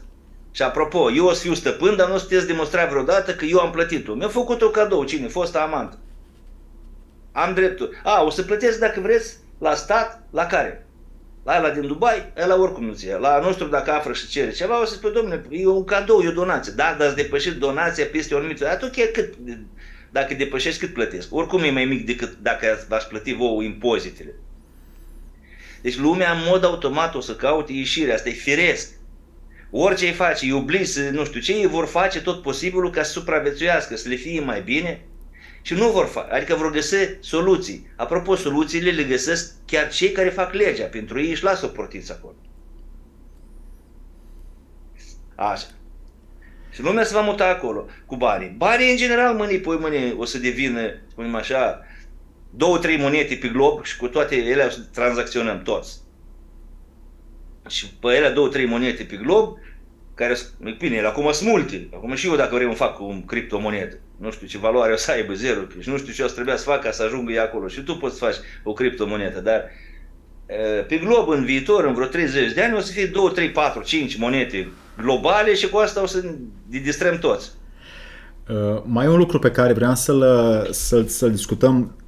Cum vezi tu acest comportament în care omul se ocupă doar de a lua beneficii sociale, familiale, religioase, politice, orice fel de beneficii și intră în sistemul său confortabil și nu mai face niciun fel de ofrandă, dăruire sau a merge și a construi ceva în afară, ci doar își dorește să primească? Bun, a primi nu-i rău, dacă ai de la cine primi. Problema este că așa de mulți încet, adică uite, înainte era așa, jumătate te primeau ceva, troc, știi? Eu îți dau bani, tu îmi dai roșii, dar erau jumătate de oameni care îți puteau oferi roșii, înțelegi? Eu îți dau nu știu ce și tu îmi dai masaj. Dar erau foarte mulți oameni și soția puteți să facă un masaj acasă. Dar din cauza că tot mai mulți se le nevesc, nu vor să învețe, nu vor să dezvolte ca meserie, ca ceva, numărul celor care oferă, observați că din ce în ce mai puțin. Păi de ce să fac eu afaceri dacă statul mi-a tot? Închid brutăria, gata, cu unul mai puțin, mai închide 10 brutăriile, mai închide 10 nu știu ce grădinițele că nu merge, că prea multe impozite, nu știu ce. Bun? Deci cei care oferă un serviciu, un bun, ceva, o să fie din ce în ce mai puțin. Iar numărul celor care vreau, dați-mi și se comportă de parcă a primi este natural și li se cuvine, este din ce în ce mai mare. Ei, când se atinge, psihologic, când se atinge este la un nivel, la un anumit raport, vezi ce se va întâmpla? Colaps. Scandal, revoluție, nu din partea celor care produceau și produc în continuare, ci din partea celor care cer și nu li se dă. Spuneam odată că Rusia o să ne bate pe toți. Pentru că Putin are 3 arme, dintre care una e foarte puternică, care nu are nimeni pe glob. Una se numește frigul, iarnă. Nu, stai că iarna încă nu s-a terminat, dar nu știu dacă o să ne ajungă gaz până la urmă. Nu numai nouă românilor, Europei în general. Doi este prostia și gândirea asta total nepractică a europenilor. Noi ne îngrijim de nu știu ce lucruri, aproape că legalizăm pedofilia, când noi avem probleme multe. Ne ocupăm de adică chestii prostești europene. Europeanul a luat o raznă. Se vede asta foarte clar, la ce lege. Și a treia este foamea. O armă care nu are nimeni. La anul, până acum vom mai da, dar la anul, Ucraina nu se mai poate da, chiar dacă vrea, grâne, că nu le are. În câmpurile seminate, nu cultivă. Și inclusiv îi încurcă să cultive. Grâu nu o să mai fie. Dar Rusia este liderul numărul 1 pe glob deja de vreo 10 ani la grâu. Și cereale. Și uite, nu o să vrei să ne dă Europei. O să dăm Indiei, o să dă Africii, o să dă cuiva, cu cine vrea să facă bune relații, dar România și restul nu o să ne dă. Și vine foamea. Pentru că noi, vezi că noi nu cultivăm. Pentru că noi cultivam și puneam accent pe ceea ce înseamnă agricultură de calitate, așa, noi hrăneam toată Europa asta cândva. Gândiți-vă că într-un timp ori dat, nu știu din ce motive, cade curentul electric. Păi Turcia și toate astea care cultivă în baza curentului s-au terminat. Un an să țină și gata. Dar noi cultivăm natural. Uite cum le-a bătut ploaia de acum, am avut noroc, piatra, roșiile nu sunt perfect lutunde și lustruite, dar le avem. Porumbul ăla cum este, nemodificat genetic și radiat, adus de prin Turcia și de prin Ucraina și grâul la fel. Că ei n-au norme europene, ei pot să arunce 20 de kilograme la hectar de pesticide. Noi o punem cel mai mic în România, adică undeva la 2 kg pe hectar, și în nouă Europa ne spune că toate țările se treacă la jumătate. Păi cum noi să aruncăm cât? Numai 800 de grame, adică eu un pumn și arunc așa, picăm și asta pe când olandezii până la 8 kg și le spune la jumătate. Păi ei duc la jumătate 4 kg pe hectar și noi de la 2 kg 1 kg? Păi ca și cum n-am aruncat greșeminte, ca și cum n-ar face nimic. Adică ca și cum cineva, prostia de fapt, și trădarea, vor să distrugă ce? Zootehnia, vor să introducă în mod artificial ce? Foamea. O să o introducă în Europa și o să zbierăm de foame mulți, dar nu o să o poată introduce pentru că e singura țară care nu se supune și de aia e și rea, și de aia și el e dictator, sta președintele lor și tiranie acolo. Văd că rușii nu se plâng acolo, îl votează în continuare, dar noi știm mai bine că el e dictator și rușii suferă săraci acolo. Vai cum suferă ei cu Stalinul nou al lor. Dar la ei nu o să le poți impune chestiile astea. Și eu să crească în continuare după normele lor, și grâu, și porumb, și toate. Eu știu ce se făcea înainte. Când porneau combinele și erai într-un capăt, te speriai ce că e război. Pentru că vedeai, gândește așa, 100 în linii, da, așa, știi? Așa. Una lângă alta. Deci așa, un unghi.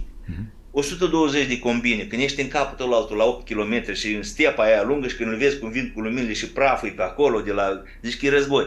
Și de ele vin. Și acolo se opresc din când în când, vin mașinile, le încarcă, repede pleacă, tot așa porumbul, tot așa. Adică e nebunie ce agricultură fac ei acolo, la nivel industrial. Dar la noi fiecare e parcelat așa, ca să nu poți intra cu tractorul, să te poți învârti. Ei nu și-au distrus CAP-urile, le-au transformat în cooperative de producție, cooperative agricole, nu au distrus CAP-urile. Deci, o să murim odată de foame din punctul ăsta de vedere, dar asta se dorește. Până atunci o să găsim o modalitate, adică o să găsim o modalitate să nu mai aveți probleme cu apa, că apa e otrăvită, terorismul islamic, nu știu care acolo, o otrăvit apele în rezervorul de, cum se numește, de curățării apei în București, și apoi în țară nu beți apă de acolo, că nu știu ce, apoi s-au otrăvit și râurile, am înțeles, și apoi și lacurile, deci nu, aveți probleme cu apă. Tot așa cum ați avut probleme cu virusul. 2-3 o să moară de la apa respectivă, așa, chiar de la apă sau nu contează. Ce contează că o să arăte la televizor și o să arăte că uite, mor oameni, deja 100 de oameni au murit. Că unul a murit de bețăie, că altul a fost bătut, că altul odată, ca și aici, că tot așa, toți mureau de COVID. O să arăte la televizor, uite, ăștia au murit, s-au otrăvit cu apa, nu beți apă și am avut probleme cu apa. Dar noi suntem țara care avem cele mai multe, rezervoare de apă potabilă, inclusiv sub București. Sub București, la o anumită adâncime, este un lac de 2 ori mai mare ca Bucureștiul. Din fapt, Bucureștiul stă pe un lac, numai că e foarte groasă, adică cupola e groasă. Nu există riscul să prăbușească tot așa cum există în America, de exemplu. Știi? Acolo ei stau pe o pojghiță destul de subțire și dacă vulcanul explodează, atunci 3 zile pe glob o să fie întuneric. Cum stau și cei din capitala Emiratelor, Abu Dhabi, stă pe o bancă de petrol, ăia scot, cum scoatem noi apa. Da, dar dacă odată aia cumva se prăbușește, nu rezistă cupola, toate clădirile care le-au făcut ei pe acolo ceva, păi să vezi și găuri, știi cum mai fost prin America, găuri care au înghițit și în jos au căzut clădirea 180 de metri, clădirea cu 9-10 etaje au căzut în jos încă 180 de metri, întreagă așa, într-o secundă. Și nu o clădire, ci aproape un cartier, într-o gaură de asta imensă. Nu știu, adică lucrurile astea o să întâmple și în continuare, dar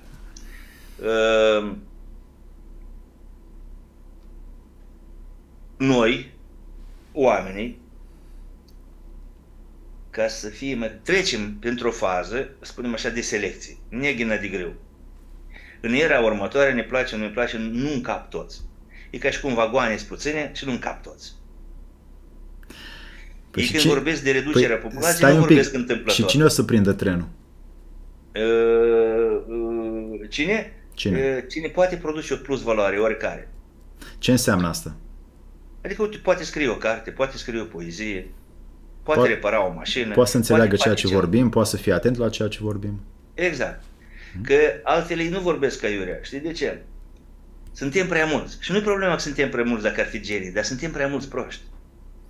Și ocupația de bază a multor milioane de oameni este transformarea mâncării în căcat. Asta este cuvântul cel mai academic. Asta este ocupația de bază. De trăit vor să trăiască ca șeful, să se culce cu soția șefului și în patul șefului, să conducă o mașină ca a șefului, de a dorit 2 ca lui șeful. Așa, și mai mare decât al lui șeful, ca să vadă el așa cât el e de important, dar el e un ciumpalac, așa, care el lucrează la șeful pe post de nu știu ce acolo. Vor să fie barosane. Toți vor să fie barosani, dar plus valoare ceva, să înțeleagă, să producă ceva dincolo de asta, nimic. Și atunci nu ne ajunge hrana pentru toți. Mai mult ca atât, ei ce fac? Pe lângă faptul că transformă mâncarea, asta e ocupația de bază, devin și agresiv când nu le dai ceva, ci vor ei. Vor 2 mașini, vor impozite mai mici, dar ei nu produc nimic. Ei, uite, unul are 400 de angajați, plătește impozitele la toți ăștia și salarii și nu știu ce. Ăla o să încapă. Altul are 5 angajați, tot o să încapă în vagonul ăla.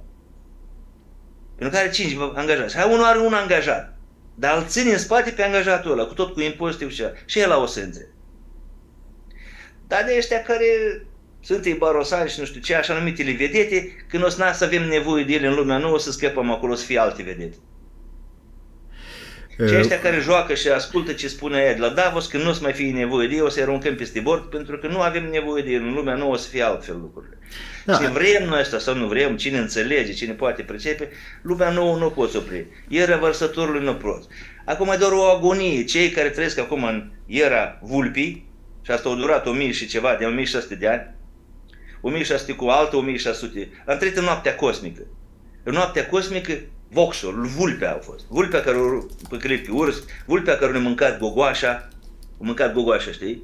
O spus așa, asta la mine pe bot, ții minte povestile, le-ai învățat, ele sunt autentice, exact. Oamenii nu au făcut niște povești așa aiurea, ele sunt pline de semn și de istorie. Au mâncat gogoașa din jurul capului, înainte era pictată în orice pictură. Oamenii o aveau, că au mâncat-o, nu mai aveau. O păcălit pe urs, uite, unde te uita undeva vreodată, ce vezi? Mozilla, Firefox, 20th Century Fox. Toate sunt cu vulpi. Vulpi îți găsește o mulțime, dar acum chiar și ei se sperie pentru că, deși nimeni nu învață pe oameni, oamenii sunt tot, nu știu de ce, mai mult adoră cu ce? Cultul sau totemul lupului. Și îl pun pe tricouri și stătuiază cu lupul, nu știu nici ei de ce fac așa, dar deodată lupul devine simpatic. Pentru că, da, într-adevăr, următoarea ieră, conform calendarului arian, este lupul. Și lupul este sanitarul pădurii. Și lupul va face curățenie. Pentru că în era vărsătorului numai dacă ești înțelept poți trăi. Mecanic auto, dar înțelept. Nu roboței, că munca ta de robot o să o facă un robot. Tu trebuie să gândești. Tu trebuie să-l urmărești pe acel robot, să fii mai deștept decât acel robot. Nu avem nevoie de atâta, mai mult decât atât. Știi de ce nu mai avem nevoie de atâta? Și ei gândesc bine, trebuie să scăpăm de ei. Și o să facă tot posibilul să scape. Prin mâncare otrăvită, că prostul nu citește ce cumpără. Se grăbește tot timpul. Da, că e mai ieftin. Cu 10 lei el o cumpără pe ea. Deși alături sunt cu 5 lei mai scump, dar e mâncare mai sănătoasă sau pentru zei. Și aia e mâncare pentru sclavi de care trebuie să scăpăm. Și el pe ăla o cumpără. Ăla se duce la filmele și se uite și se prostește. O să-i dă filme, o să-i dă teatre, o să-i dă concerte, o să-i dă rock, o să-i dă sex în grup, o să-i dă stadioane unde se drogheze. Că de ce îi adunăm pe stadioane acolo? Să drogheze dispară mai repede. Că dacă ne interesa de ei cu totul, nu intrau acolo vreodată nici cu un fel de drog. Dar există așa o politică. Lasă-i să vină, lasă-i să drogheze, să scăpăm de ei mai repede. Lasă-i să facă, să se creadă bărbați, ăla să se creadă femeie. Păi nu eu, lasă să intre în depresii.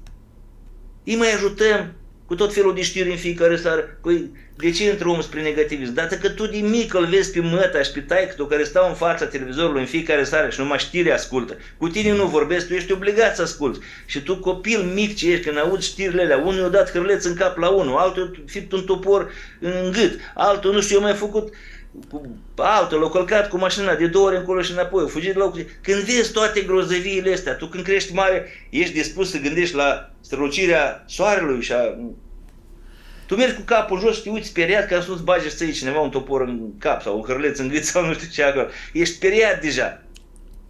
Ți se pare că asta e naturalul. Tu nu-ți dai seama că asta a fost o manipulare. Mama învățării este repetare. Repetăm până îți intră în obișnuință, să-ți faci caracterul după asta și când caracterul deja este speriat, tu deja ești un speriat prin viață.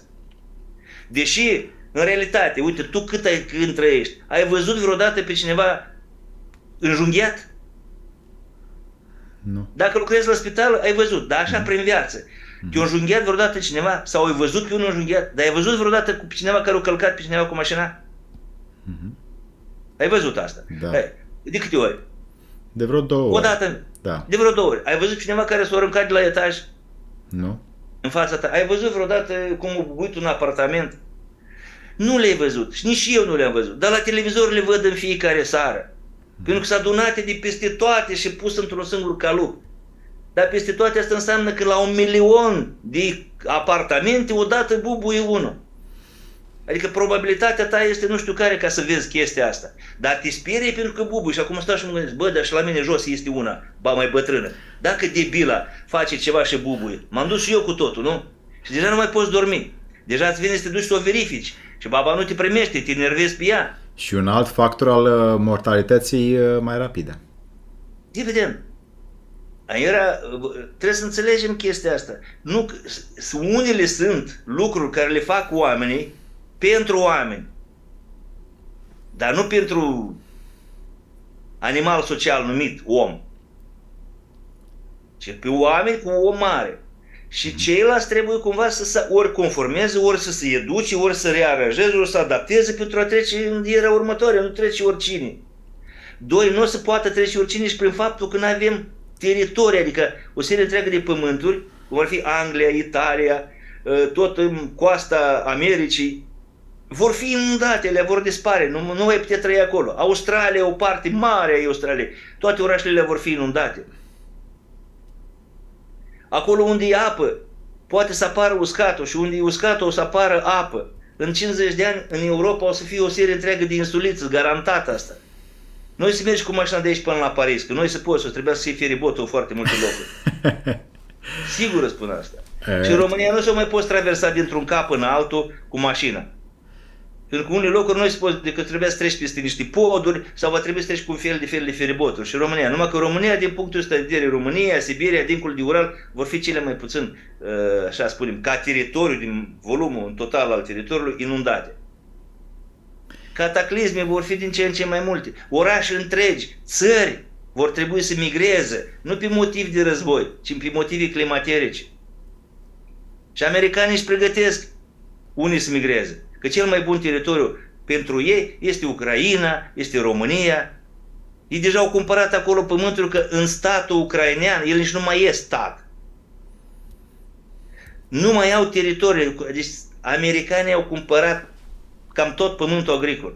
Generalii și soldații, știți cum făceau? La televizorul ăsta arată. Stau la gară, oamenii fug, ăștia cu masă, cu avocat, notar, le fac actele direct, le dau banii în mână și cu banii ăștia veneau în România. Dar ei le cumpărau casele, la curte, la bloc, la uri, le cumpărau.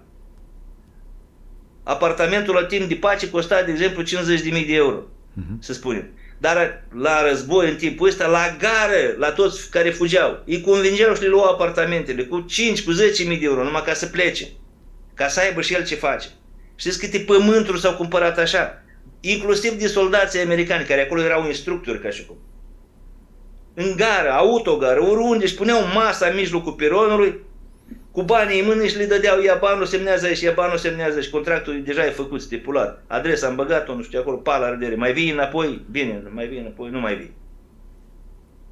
La bani puțin. Teritorii, pământuri. Oficial, dacă gândești, hai să spun așa, o firmă mare din asta, a spus că trebuie să facem ceva ca soldații ucraineni morți să nu mai fie îngropați. Că strică cernoziomul, adică ocupă prea mult și astea sunt pământurile lor, de asta ale lor nu sunt a ucrainenilor. Așa că să găsim o modalitate să-i ardem. Și sunt gata, corporațiile să aducă în Ucraina mașinării speciale unde să-i ardem, dar să nu-i mai îngropăm în pământ, că ocupă prea mult pământ. Cimitirile. Pământ agricol pe care e a lor, nu mai este a ucrainenilor. Iar dacă nu înțelegi ce se întâmplă pe glob și de ce se întâmplă lucrurile astea, cum va fi restabilită, refăcută cazarea, care o să fie o parte și la noi, că se vor muta foarte mulți evrei să trăiască la noi. Deja și-au făcut senat, deja duc foarte multe investiții aici, deja se pregătesc să vină aici, pe teritoriile cândva care lor le-au aparținut. Ceilalți încearcă, deja au totul făcut, deja este semnat într-un fel, nu hârtie. Transilvania se ducă înapoi în Austro-Ungaria, Imperiul. Deja înțelegerile sunt făcute. Deja șantajurile sunt făcute. Dacă nu faceți asta, nu semnați asta, nu sunteți de acord cu asta, atunci ne luăm Transilvania înapoi. Sunt făcute. Și apropo, o serie întreagă de oameni din Transilvania o să fie de acord. Pentru că cu miticii nu merge. Numai impozite plătim, dar nimic nu se dezvoltă. De când ei n-au putut 30 de ani să facă o autostradă de la Debrecen, Oradea, până la Constanța. Dar Ungaria au făcut. Totuși parcă cu ei e bun. Neștiind că acolo, ducându-se, o să fie popor de sortul 2.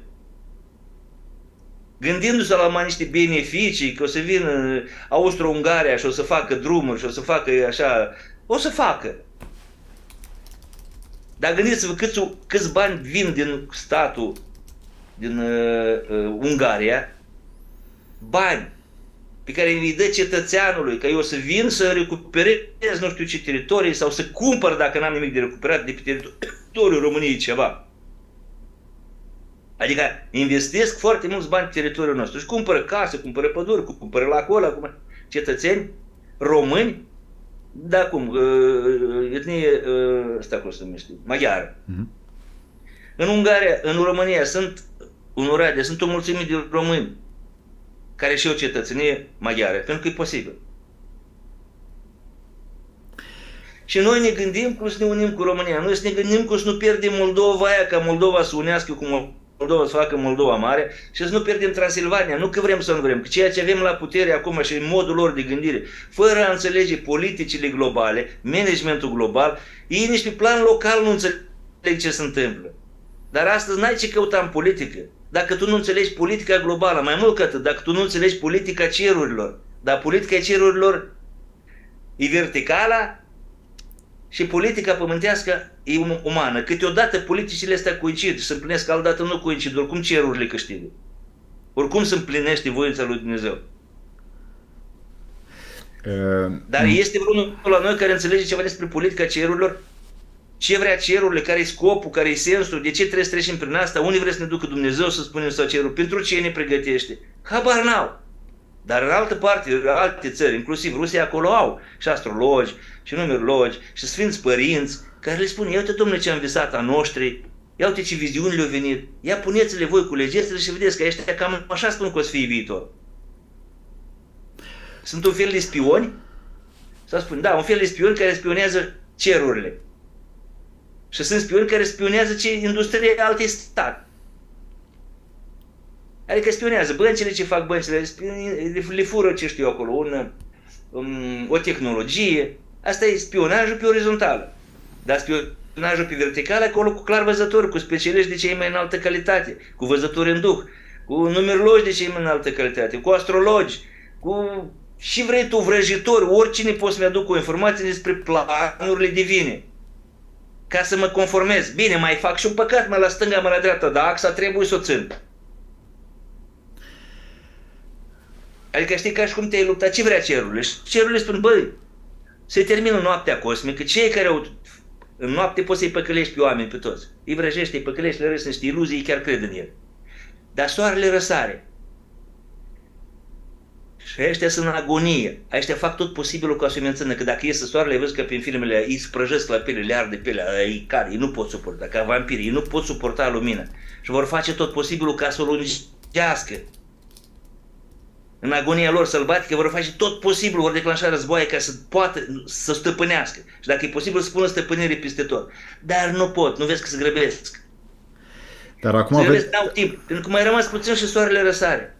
Uite, spunem 2025 e ca și cum ar fi spus să crapă de zi, dar încă nu vedem nicio rază. Dar prin 2030 gândește că vedem, așa cum e soarele rotund, îi vedem prima linie, uite așa cu mâna mea, uite, prima dată așa, uite așa.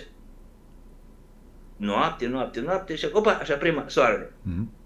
Apoi la un moment dat soarele se desprinde de pământ, așa o să fie cumva, se desprinde de orizont. Apoi se ridică la 12 grade.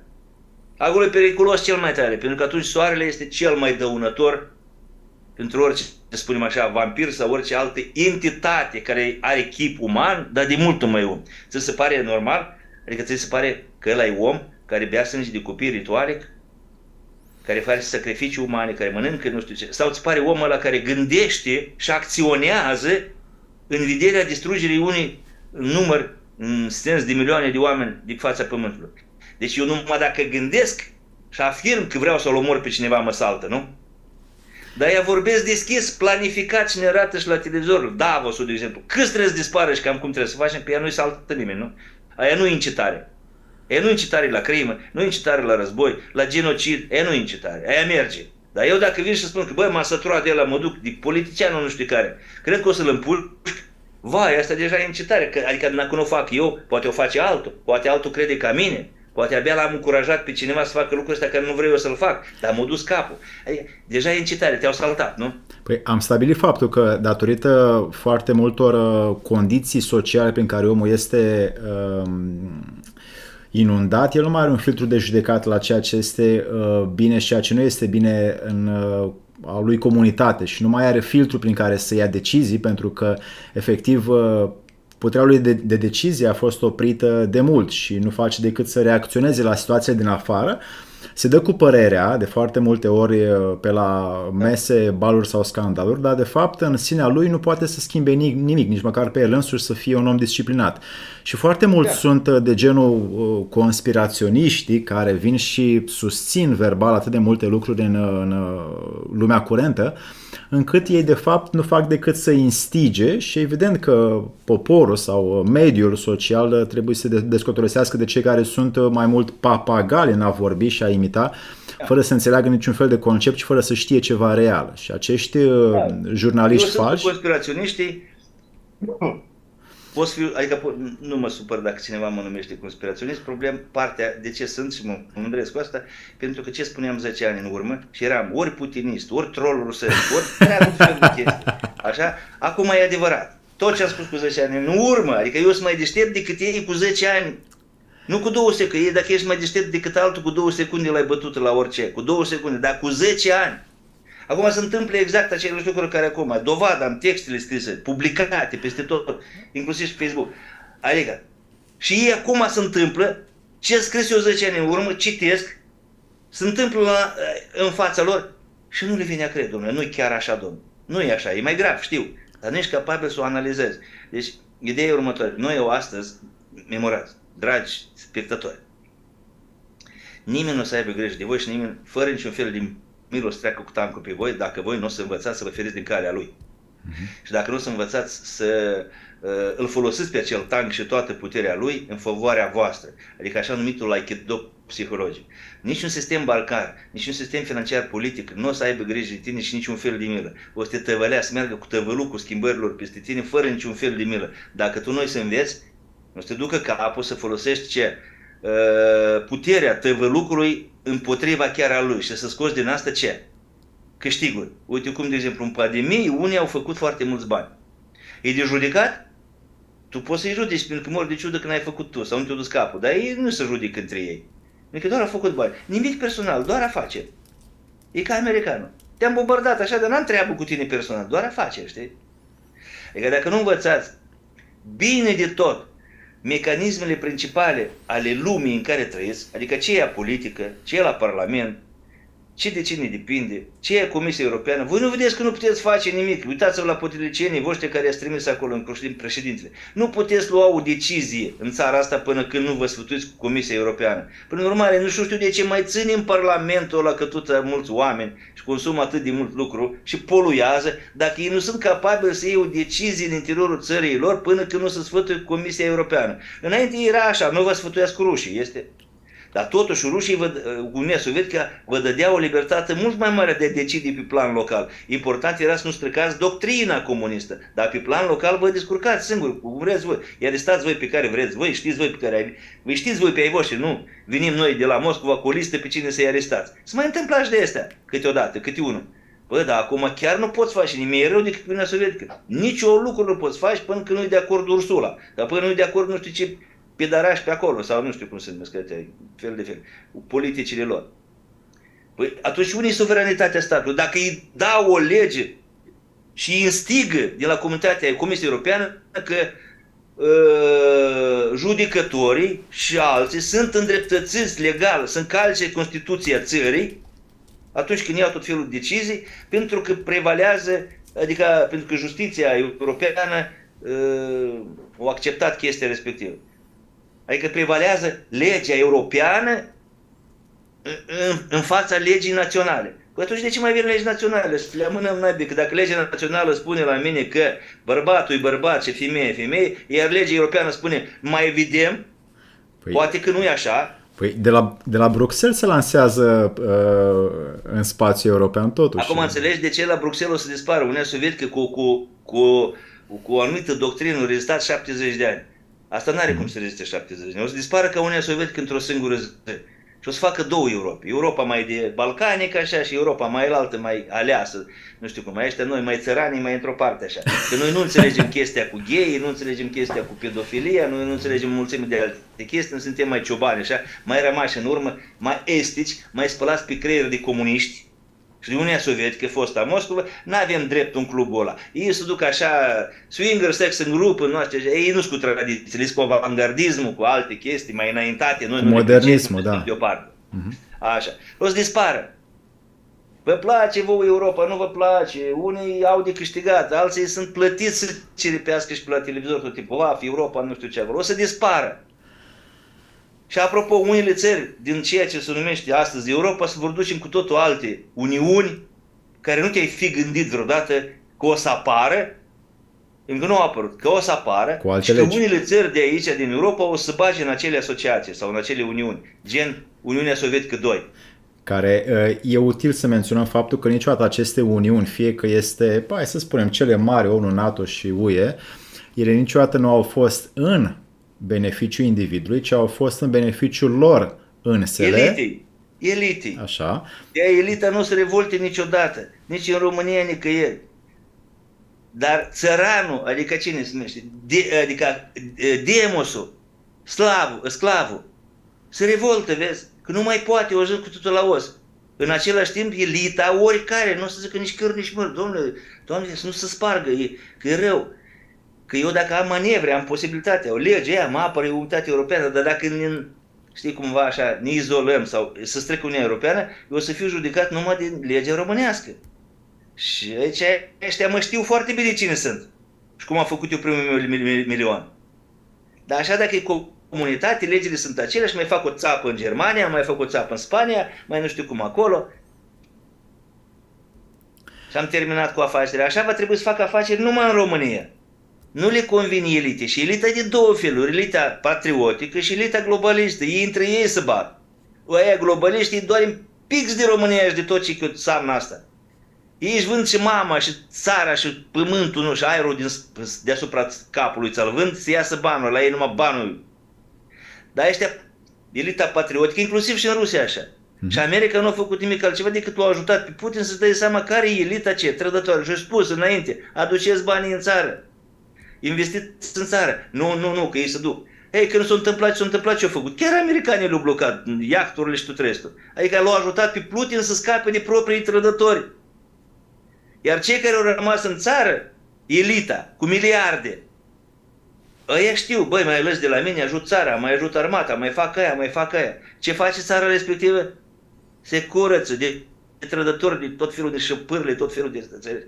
Și la noi o să întâmple odată așa. Când o să iei avântul mai mare a ceva, odată o să întâmple. O să vezi cum elita, care patriotică, națională, cum ar fi, să rămâne în țară, ceilalți o să o taie. Globalistă.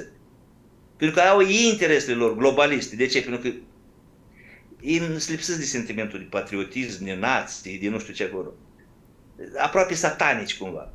Banul și puterea, atât e tot. Cum să-i sclăvim pe toți? Este și elită națională, mai patriotă. Omul care a pornit de aici, au făcut câteva milioane, au făcut 1 miliard, dar el e mulțumit, adică el știe că, băi, eu de aici am pornit. Eu nu pot să întrădez propriul meu popor, nu pot să-l vând așa, cum fac ăștia la piață, să-l vând poporul, țara cu totul. Și viitorul lor cu totul să-l vând. Deci vezi... Hai, lasă că toți banii nu-i facem de pe lume, mai este un Dumnezeu.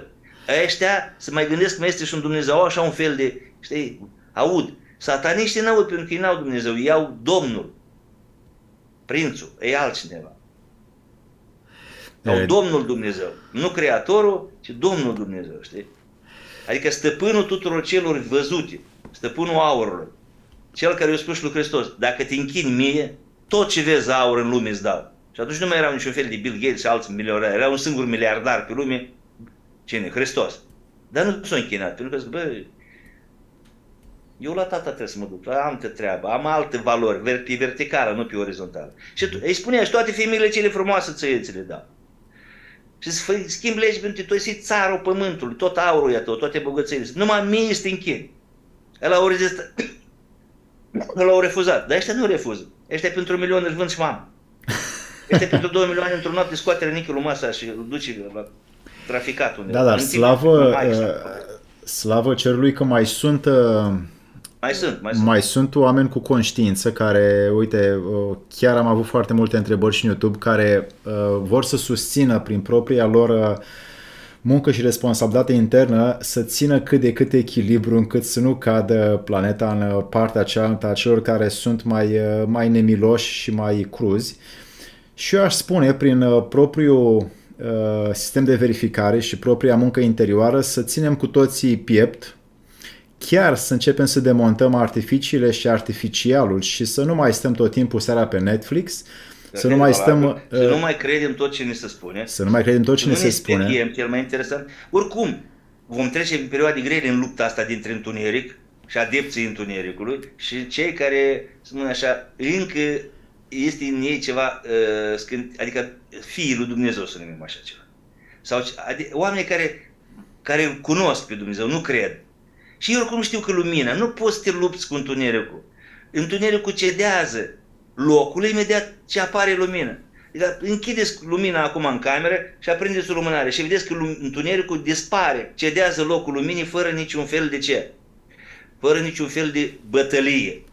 Bătălia apare de la oameni care o să-ți dai ție în cap sau peste mână să nu aprinzi lumânarea că lor le convine negru, întunericul. Dar chiar dacă nu o faci tu, o să mai reziști, o să rezistăm, o să ne fie greu. Dar la un moment dat o să apară ceilaltă lumină. Care? Soarele. Acum pentru lumina aprinsă o să încercă să-mi posteze postul, o să încercă să-mi blocheze Facebook-ul, orice, ca să te critice, să nu aprinzi vreo lumină. Dar dacă încep să vorbesc prostii spre întuneciune, spre întunecarea minților și conștiinței, să vezi că mă ajută, mă și plătesc. Și te și promovează repede. Evident, mă faci secretar de stat mâine pe mine. Dar dacă tu vii cu lumina, încerci să-ți dai în cap. Ok, eu să-mi dai, nu-i mare treabă. O să treacă o perioadă de timp și o să apară lumina de peste geam, nu lumina de la lumânarea mea, mica lumină, și o să apare marea lumină. Trebuie să mai rezist 7 ore până dimineață. Ei, 7 ore în timp, în sens planetar, asta poate fi 30 de ani. Dar o să rezistăm cum a trecut pe ăștia. Nu au fost nici ăștia ce-au fost merea pe pământ 30 de ani de la Revoluție încoace. Nu, am rezistat, am făcut copii, am făcut tunți, așa vom rezista și de aici încolo. Care au fost să moară, au murit. Unul a fost fulgerat, altul s-a sinucis, altul s-a necat, altul a murit de boală, așa va fi și de aici încolo, cum spune Biblia. Până în ultima zi oamenii vor face nunți cu mătrii. Spunea Teofan Zăvorâtu, un călugăr rus care a stat la Athos în ultimii 6 ani de viață, spunea că așteaptă-te la tentație până la ultima răsuflare. Da. Că tentații sunt multe, atât înăuntru cât și în afară. Și Evident. dacă nu avem un ochi vigilent asupra tuturor, Acum o să înțelegem mai bine că oricând ce înseamnă a sta de veche. Să nu intre, să nu te exact, cumperi, să nu-ți exact. vândă sufletul, să nu-ți vinzi pe nimic fără să-ți dai seama. De multe ori nici nu îl vinzi, îl dai tu ca prostul degeaba. Nu ți l-a cerut nimeni, tu te duci și l-ai pus pe altar, acolo singur. Sufletul e terminat cu tine. O să mori fizic și o să mori și aceea de-a doua moarte. Deci s-a terminat cu tine în general ca spirit uman. Rezistați, nu vă speriați, nu o să fie ușor și nici acum nu e ușor, dar gândiți-vă că trebuie să acționați cumva în așa fel cum vă dictează conștiința voastră, ca să ajutați să reziști și alții până vine dimineața. Când vine dimineața, gata, nu mai poți păcăli pe nimeni. Că noapte ne teme, mi-au spus că acolo după copac, nu știu ce, și ne-am adunat wow, dreptate. Dar dacă vine și vă atacă, aoleu, ne-am înarmat, cuțite, nu știu ce, că dacă vine ursul, ce e acolo? La un moment dat de frică nici s-o părut că s-a auzit ceva după copacul ăla. Că e noaptea și spiritura e mare, nici s-a părut că s-a mișcat ceva. Apare iluziile. Uite, așa am trăit sute de ani.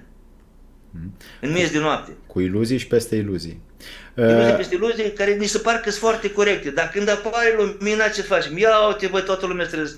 Ce dracu ne-am temut în copacul ăla? Da, nu e niciun animal acolo. Dar putea să ne spară că creanga stă așa, de la stele puțină lumină acolo și stă așa cumva, bate vântul și îmi pare că stările ursul care dă așa. De fapt erau niște crengi. Dacă ne apare dimineața, cum ești? Deodată curajos și deștepți toți. Numai că nu uitați că noaptea e cea mai întunecată spre dimineață. Și atunci ei își fac cele mai multe rele. Pentru că omul e cel mai întunecat. E și speriat, e și cel mai întunecat, e și obosit. Spre dimineață, noaptea, ei n-ai dormit toată noaptea de frică, dar spre dimineață totuși adormi acolo. Și mulți adorm spre dimineață și își vând sufletul. Și trebuie să rămâi de veche. Că de asta mulți călugări, chiar și acum în multe mănăstiri din lume, dorm cu spatele drept pe un scăunel, nu se pun în pat, nu se pun pe jos, ci stau cumva între zvie și într-o atenție vigilentă, așa cum spunea și Teofan Zăvorâtu, tot citându-l pe el, că atenția este limbajul sufletului și nu trebuie să o pierde niciodată. Da, dar faza asta și în poziția respectivă, știi, se află între des nimeresc între somn și încă de veche. Și în faza respectivă, tocmai acolo apar viziunile. Și ei învață să le stăpânească și se numește așa numit visele conștiente. Despre asta o să facem o emisiune, mai multe lucruri o să integrăm. Că e foarte bun subiectul ăsta și tu știu că ai atins laturile astea interne foarte, foarte profunde. Aș propune acum la final, hai să enumerăm câteva acțiuni practice pe care oamenii care își doresc să se elibereze de aceste forme convenționale programate foarte bine în ei și în familiile lor le-au de făcut. Adică trebuie să punem stăpânire pe niște procese ale noastre. Interne. Interne. Externe nu interesează. Tot Dumnezeu și tot raiul și iadul e intern. Dacă pe astea nu le stăpânește, restul afară poate să fie în mijlocul raiului, în cei mai bogată și frumoasă țară. Cele mai frumoase femei în jurul tău, dacă la tine e iad înăuntru, nu faci nimic, nu te bucuri de ele. 1. Trebuie să învățăm a pune stăpânire peste acele așa numitele procese psihice superioare, așa, care sunt de câteva feluri. Eu nu o să le enumer așa ca pe psihologie și în limbaj psihologic, ci simplu pentru înțelesul oricui. Odată, trebuie să punem stăpânire peste procesele noastre psihice, adică peste psihicul în sine. Ce înseamnă asta? A învăța să gândim, să ne punem întrebări, să le analizăm, să nu ne dăm dreptate, să căutăm alt răspuns, să-l punem la îndoială dacă răspunsul ăla e corect, să scriem pe hârtie ce am gândit, că mintea vede mai bine și analizează mai bine dacă vede ce ai scris. Că așa în cap nu mai țin minte, am spus, le spui, le scrii. Și să înveți cel mai important lucru după asta, să nu gândești nimic. Stop, pauză, stop minte. Bărbații pot face asta la un moment de meditație de lor, inconștient, așa, nici ei nu-și dau seama. Știi că stau așa și privesc în gol. Și vine nevastă și ce faci? Nimic. La ce te gândeai? La nimic. Cum să nu te gândești la nimic? Femeile nu pot să nu-ți gândească la nimic. Dacă nu se gândește la nimic, ea nebunește, trebuie să gândească la ceva. Dar bărbatul se protejează asta. Și atunci el hrănindu-se din idei, are nevoie din când în când să nu gândească. Stă așa, se uită într-un loc și la ce te gândești? La nimic. E, uite, stările astea a nu gândi la nimic, să le știm, a le facem nu când ne vin peste noi automat, întâmplător, accidental, ci să o facem conștient. Voit. Voit, uite, de aici încolo, jumătate de oră nu gândesc nimic. O stau așa, mă uit într-un gol și să nu gândesc la nimic, niciun gând, să odihnească mintea. Că după ce înveți să taci mental, o să înveți și a gândi. Dacă tot timpul gândești, o să te blochezi. 2. Ca să vă antrenați gândirea, luați un obiect oricare, nu știu, un obiect, uite, de exemplu, o lanternă, iei o lanternă, de exemplu, și încearcă să vorbești despre lanterna asta cât mai multe lucruri, ore la rând dacă poți. Eu pot să vorbesc cu ore întregi, totul despre lanterna asta la rând. Un om obișnuit o spune, lanterna este un obiect care luminează, care are un bec înăuntru, care înăuntru are un acumulator. Acumulatorul ăla e plin de energia se degajă la un consumator care se numește becul și tot așa mai departe. Lanterna asta poți să porți la ea. Lanterna asta, dacă o apuci așa, poți să devină armă. Dacă luminează lanterna asta într-un anumit fel, poți să servească drept armă și de a te păzi, de a te proteja, de exemplu. Dacă faci cu luminarea asta, cu asta poți să servească noaptea, poți să vorbiți despre asta o oră întreagă. Chiar faceți experiența. Luați o scubitoare și începeți să vorbiți despre ea. În secunda 30, prima minută, gata, s-a blocat mintea. Deci acolo e nivelul tău de gândire. Adică poți gândi 2 minute despre ceva și gata, acolo e spațiul conștiinței tale. Te-ai blocat. Fac o paranteză aici legat de asta. Eram la un templu în Nepal și acolo am stat 2 săptămâni complet silențiozitate, fără să vorbesc cu nimeni, și a venit într-o zi un om la mine care era acolo instructorul nostru și mi-a spus, uite, ia această pietricică, o luase de pe jos și toată ziua, cât mai este lumină afară, era prânz, să-ți fixezi mintea doar la ea și să gândești toate posibilitățile despre această pietricică, fără să-ți mai lași, exact cum ai spus tu vis-a-vis de lanternă, mintea să plece în altă parte, ci să o focalizezi în mod voit, să o înveți să construiască. Da. Poți să faci mii de asocieri. La un moment dat petrecica aia poate să vină pentru tine, ești o navă spațială și înăuntru sunt extraterestri. Poți să o bagi în tot felul de scenarii, dar numai de petrecică ore la rând. Care e gândire voită. Cum? Care e gândire voită. Adică înseamnă a stăpâni mintea și a obliga să facă ce vrei tu, nu faci ea ce vrea ea, că dacă faci ea ce vrea, faci și din tine ce vrea. Excelent exemplu. 2. A pune stăpânire peste procesele emoționale. Adică, uite, știi, copiii au jocul ăla, se uită unul la altul și care râde primul, ăla au pierdut. Adică ăla mai slab a pierdut. Cum? Ăla mai slab a pierdut. Sau care clipește primul, ăla au pierdut. Sau care, uite, noi doi ne uităm unul ochii la alții. Monument. Dar cineva ne spune alături bancuri, de exemplu. Cine o râs primul, ăla au pierdut. Cine își pierde controlul primul. Adică își pierde pe controlul primul, exact. Adică există o mulțime de exerciții, chiar și alea cu apă în gură, știi? Ne uităm unul la altul. Dacă am râs primul, cine a vărsat apa din gură, ăla a pierdut controlul. Exact. Adică sunt o mulțime de exerciții care ne ajută să avem emoții. 2. Să ne creăm emoții pe loc gol. Adică nu aștept să fac eu un ban ca tu să râzi. Încearcă să râzi fără niciun ban.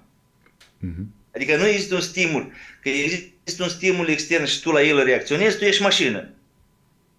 Nu valorezi nimic. E o mașină, e o reacție. Dar dacă tu poți râde fără ca cineva să-ți povestească un banc și să râzi la fel de natural, aia înseamnă stăpânire. Asta înseamnă deja, spunem, un pas către ceea ce se numește artă sau măiestrie. Adică înseamnă ceva, vorbește ceva mai mult despre calitățile tale ca om. 2. Eu voi face tot ce vrei ca să te fac să râzi și tu trebuie deloc să nu râzi. Asta iarăși este. Eu, adică sunt un stimul exterior, tu ai niște filtre interioare, eu încerc să le depășesc, să dereglez și trebuie să râzi. Dar tu trebuie să mă asculți, să fii foarte serios și să nu râzi deloc. Nici măcar ideea de râs în tine să nu apară. Rămâi monument. Dar la fel de bine, pe urmă, creează-ți emoțiile, pendulul. Emoțiile sunt ca pendulul. În capătul ălaltul. Încearcă să plângi. Din nimic. Sau încearcă să asculți o melodie sau să vezi o scenă din film și încearcă să fie atât de empatic, să intre în scena aia atât de mult încât să cer. Să-ți verși o lacrimă. Dacă poți chestia asta, merge vorba despre primele deja două etape a ceea ce înseamnă omul, adică psihicul și mintea, adică și emoțiile, le stăpânești. După care trebuie să înveți să stăpânești ce? Gândul, emoția, fapta. Adică ceacrele de jos, instinctul. Cum faci asta? Îți juri ție, cum ar fi spus, că uite, să stai într-o poziție cât mai neconfortabilă, așa și cu un picior flexat, să răsucit așa cumva, 5 minute. Cum făceau fachirii. Cum? Cum făceau fachirii. Exact. E cum fac băieții de pe stradă. Numai că ei își aleg o poziție confortabilă și mai au niște suporturi care îi ajută. Dar uite, dacă el poate sta 15 minute până îl schimbă altul sau jumătate de oră într-o poziție așa, el se ajută, că are și el totuși se sprijină de ceva acolo, știi? Are niște metale sub haine, ceva și el totuși de ceva acolo se sprijină. Dar să stai total nemișcat într-o poziție, spune în 10 minute începe a tremura. Dar dacă și poziția desconfortantă, cum mișcările, mâinile sucite în poziții neobișnuite și piciorul de flexat așa, în 5 minute simți că te iau toți dracii. Tremur tot și în tine, să vezi cum în tine apare cineva care nu vrea să supună, care vrea să se miște. Și trebuie să-l ții animalul ăla, cum ai spus, prrr, atunci el stă așa nemișcat cum l-ai pus tu. Chiar dacă simți că o să-ți plesnească mușchii, sau o să rupă tendoanele, în tine stai nemișcat. Pornește cu 2 minute, apoi du-te la 3 minute, apoi du-te la 4 minute. Ca să ai victorii mici, dar sigure. Și așa ajungând până la 21 de minute, stat în poziții complicate, răsucite așa, cumva, știi? Neconfortabile. Neconfortabile. Atunci o să ajungi la un moment dat când animalul din tine o să zică nu mă pun cu ăsta, că e mai nebun decât mine, n-am decât să mă supun. Și atunci când o să-i pui corpului, după ce l-ai învățat asta și îl supune, o să-i spui, bă, până mâine întinerești, sau dacă până mâine nu-mi trece genunchiul ăsta care acum te doare, eu îți dau mâncare, eu îți dau saune, îți dau și un alcool din când în când, te duc și la femei, îți dau și sex și alte plăceri, masaje, și tu nu ești în stare, leneșul dracu, să-ți repari genunchiul. Adică mă deranjează pe mine, că eu psihic, de durerea genunchi mă deranjează, nu mă pot concentra. Dacă nu repare în 3 zile, te trezesc la 6 dimineață, jur, o săptămână alergi până ți iese limba aia. Dă sângele pe nas, o săptămână te fugăresc de la 7 până la 9, stabil. Crezi că ce o să zică corpul? O să vrei să alergi, el are mintea lui, el gândește ca și copilul aproape. O să vrei să alergi? Dacă n-are frică de tine, zic, hai, da, știu, eu mi-ai vorbit de multe ori și n-ai făcut nimic, hai, lasă. Dar dacă te-au văzut deja că tu ești stăpân, până dimineață genunchiul îți trece. Îi dai suficient timp, te întinerește. Îi dai suficient timp să repară o problemă care tot el a scăpat-o de sub control, dar nu știu că era ocupat de altceva sau l-ai încurcat chiar tu. Și atunci spui, ficatul, dacă nu trece în jumătate de an, e belirea, îți vezi ce pățește. Așa vorbești cu el. Și așa începe sufletul să controleze corpul. Stăpânească, acolo începe prima ta evoluție spirituală, adică spiritul, adică ceea ce e nevăzut, stăpânește materia, adică ceea ce e văzut. Cât e invers, tu ești argatul corpului și corpul miam, răb de alergi să-i dai, bul, răb de să-i dai ceva, sex, răb de trebuie. Atunci tu ești, e ca și oamenii ăștia care au un câine și nu-și dau seama că de fapt câinii iau pe ei. Pentru că câinele când spune ceva, l-a învățat, știe cum să apropie, cum să-l tragă de haine ca să-l scoată afară și omul se execută, dar când îi spui tu câinelui ceva, tu uite așa de serios, nu știi să realizezi nici o comandă. El știe cum să-ți dă ție comenzi, dar tu orice comandă îi dai câinele și se uită la tine, nu te asculte. Nu învățat nimic. A meu, măcar când aveam câine, luam cutia de bere și dacă o șifonam așa, el știa dacă e șifonat, trebuie să o duci la coș. Și se ducea și o ducea la coș. Dacă mă descălțeam și aruncam ciorapii într-o parte și în alta, ei lua pe amândoi și ducea la mașina de spălat, că acolo era ușa tot timpul deschis și acolo îi băga. Dacă îi puneam împreună, nu-i se atingea de ei. Vezi? Dar îl dresai, l-am umanizat. Pentru el asta înseamnă l-am înțelăcit, l-am dumnezeit în comparație cu ceilalți câini, el cunoaște limbajul uman și se înțelege cu omul și e bucuros să servească omul. Așa că tu îl hrănești, dar el pe tine nu-ți servește nimic. Nici nu te păzește, nu știe să-ți păzească obiecte. Păi eu când îl puneam în magazin să păzească coșul și îi spuneam post, apoi nu te apropie de coșul ăla, ce avea el acolo să păzească, nici nu știu. Era învățat să nu mănânce de la străini ca să nu fie otrăvit. Nu mânca orice i-ai dat, nici de la o străină, nimic. Numai de la mine. Înțelegea când îi stările mele emoționale. De aia când moare un astfel de câine, zici că ți-a murit un membru de familie. Nu, că le vine rândul și lor, că nu trăiesc așa mult ca oameni. Bun. Dar vezi, asta trebuie să învățăm. A stăpâni corpul, adică uite așa, când tu ești stăpânit peste corp, adică spiritul domină materia. Putem să vorbim despre tine ca de un om spiritual. Primii pași, încă n-ai înțeles, dezvoltarea ulterioară, tu oricum e mentală. Dar deja ești stăpân peste materie. Primul plan, corpul tău.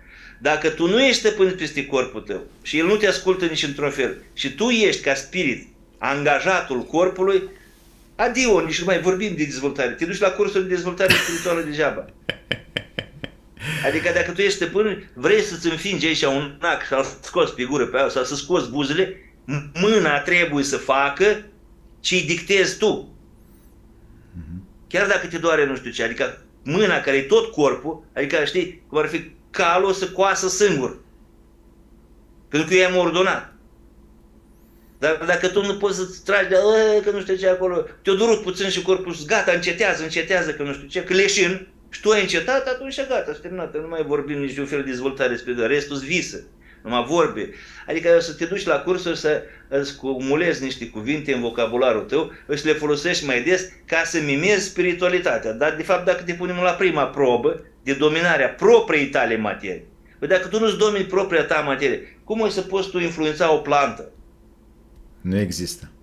Păi dar dacă poți să te domini pe tine, atunci la plante îi să spui până dimineață mori și planta aia până dimineață o să moară. O să te trezești că e veștezită și uscată tot. Sau, dimpotrivă, e veștezită și uscată aproape și spui, te iubesc, vorbești cu ea, într-o săptămână o să te refaci. Și într-o săptămână vezi că din uscăciunile alea dă un colț așa, un ramur și începe să înflorească. Omul ca Hristos, dacă stăpânești tu materia ta, păi când îi spui lui ăla și mort, ridică-te și merge, ăla și mort să ridică și merge. Hai, Lazar, sus. Da. Dar cum vrem noi ca cineva să ne asculte pe noi?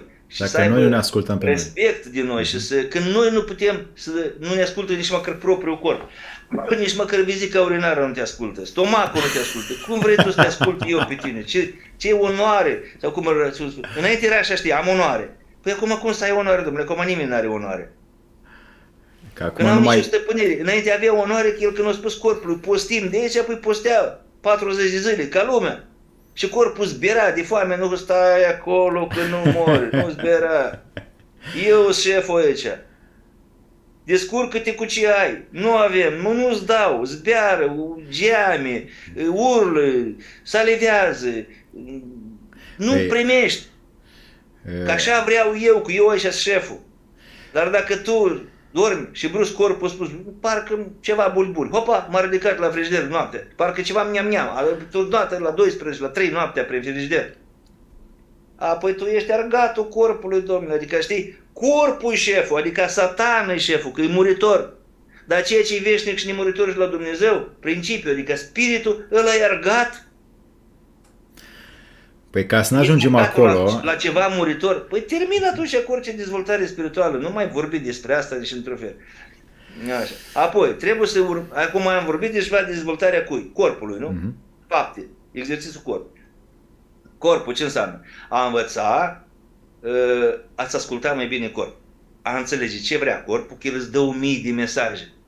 1000 de mesaje ce să mănânce acum și dacă mănânci asta acum, tocmai ai evitat nu știu ce boală care vine în jumătate de an o să instaleze. Adică o să devii diagnosticabil, o să intre în tabloul clinic, o să poți vedea. Adică o să fie la nivel măsurabil. Dar e deja o ai și corpul îți spune. Sau îți spune nu. Hai să bem o bere. Dar corpul pare că nu. Da, hai că bem, că dacă beau toți. E berea aia în plus, gata, o să străcat. Sau îți spune altceva. Mă ascultăm mai des corpul și să ne ocupăm de corpul nostru în sensul ăsta. Nu faci mușchi și nu știu ce, ne ocupăm jumătate de viață din el ca să creștem pătrățările și nu știu ce acolo. În timpul ăsta capul rămâne prost, că nu poți sluji la Dumnezeu deodată. Tu slujești corpului, înnobilezi, îl faci frumos, oricum în cimitir o să ducă. Dar timpul ăsta l-ai pierdut și ai rămas prost mental. Când te duci dincolo, asta e valoarea, nu corpul tău cât de multe pătrățăli au avut.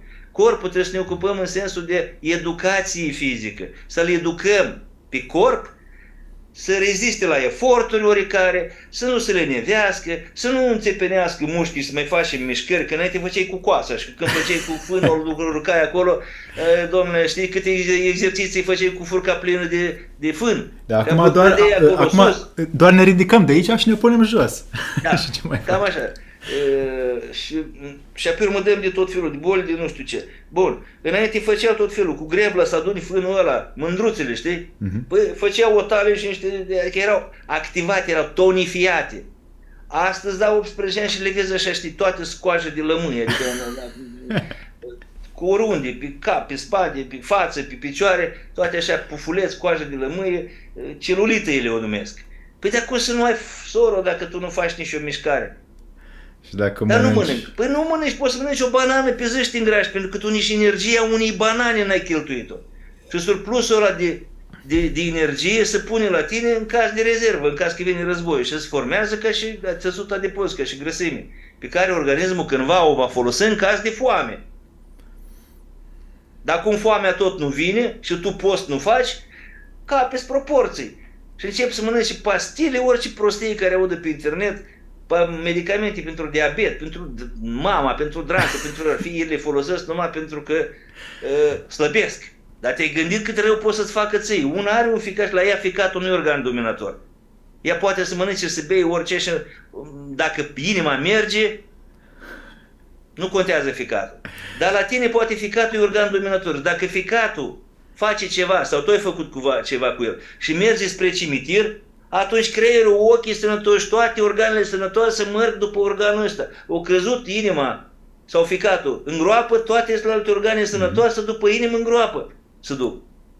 Pentru că organul dominator la tine este ficatul. Poți face orice, dar nu, păzește ficatul. Acolo e călcâiul lui Ahile. La altul e vasele sanguine călcâiul lui Ahile. La altul e scheletul și tendoanele, încheieturile tendoanele. La altul musculatura. La altul nu știu ce glande endocrine. La altul imunitatea scheletul. De exemplu, imunitatea. I-am dat sistemul imunitar peste cap, dar pentru asta trebuie să treacă imaginea lui despre el însuși și el se îmbolnăvește singur de cancer. Deci, vezi, asta înseamnă ce? Educație fizică și sport. Nu pătrățele și nu știu ce pe la sală unde trebuie să miroși transpirația tuturor pe acolo. Nu, domnule, exerciții fizice foarte utile, le faci neieșind din casă. Le poți face dimineața când trezești în pate, nici n-ai coborât, deja acolo poți face câteva exerciții extrem de utile.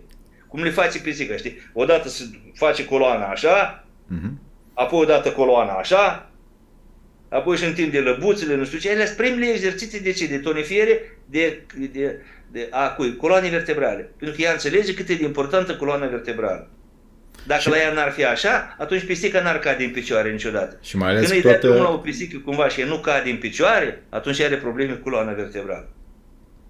Și mai ales că tot țestul conjunctiv, toată fascia, când facem așa cu ea, exact cum ai spus tu, sistemul nostru de percepție față de realitatea vieții crește, ceea ce puțini oameni...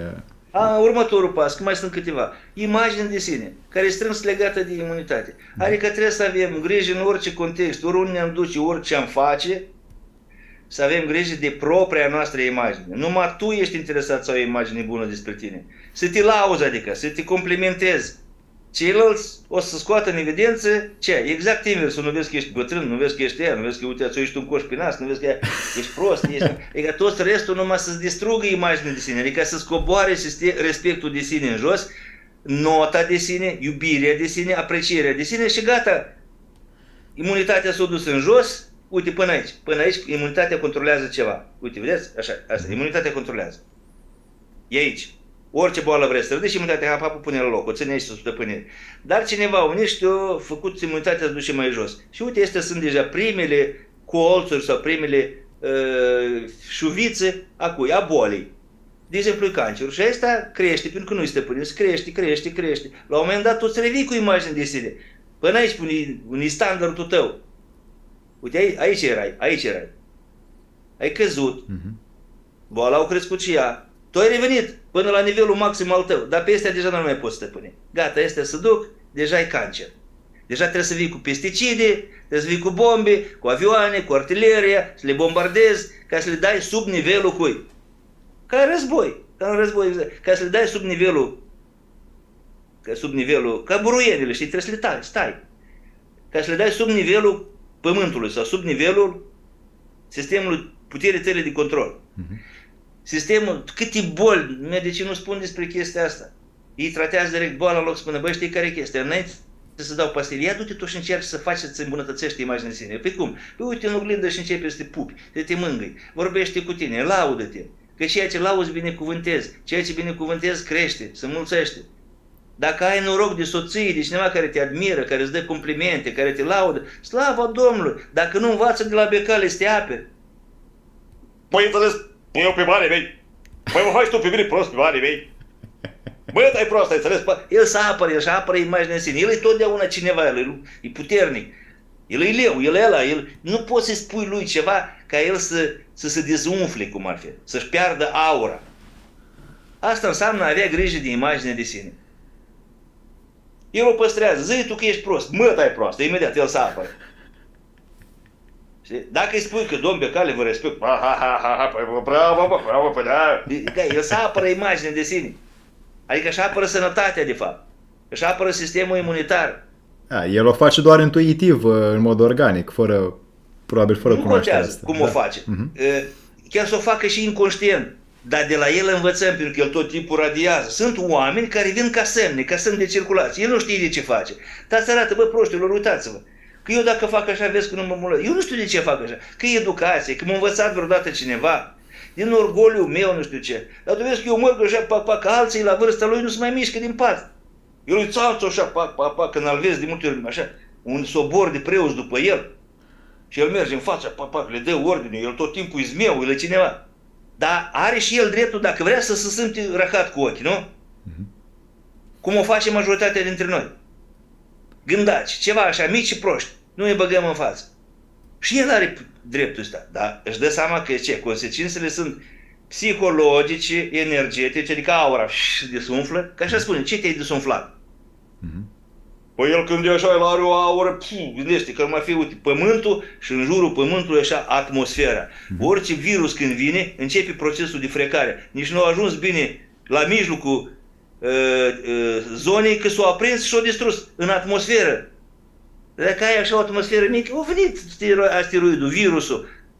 A început să încălzați că numai și când a ajuns pe aici, l-ai și tras. Așa numai s-a încălzit, nu a apucat să ardă. Pentru că să ardă trebuie să ai o aură largă așa. Dar virusul de cele mai multe ori e informații. Asta am și văzut. Unii care n-au ieșit din casă de ăștia fricoși s-au speriat maximum de tot. Adică n-au ieșit din casă, s-au protejat maximum. Și au stat numai de vorbă la telefon după ce deși nu a ieșit toată pandemia din casă. Și după pandemie încă vreo câteva ore. Și după aia au vorbit la telefon cu măsa și la telefon. Și pentru că ăsta se transmite pe cale informațională, inclusiv prin router poți să-l trimiți, s-au îmbolnăvit amândoi, în formă gravă de ce? De COVID, cu toate simptomele și ăștia de la spital oricum, COVID, oricum, știi, atunci am răcit, COVID, mă doare burta, COVID, mă scarpe în ochi, COVID, mă mâncă în ceafă, COVID. De ce ai murit? De COVID. Tu călcat mașina, păi COVID-ul. E ca ăla, știi?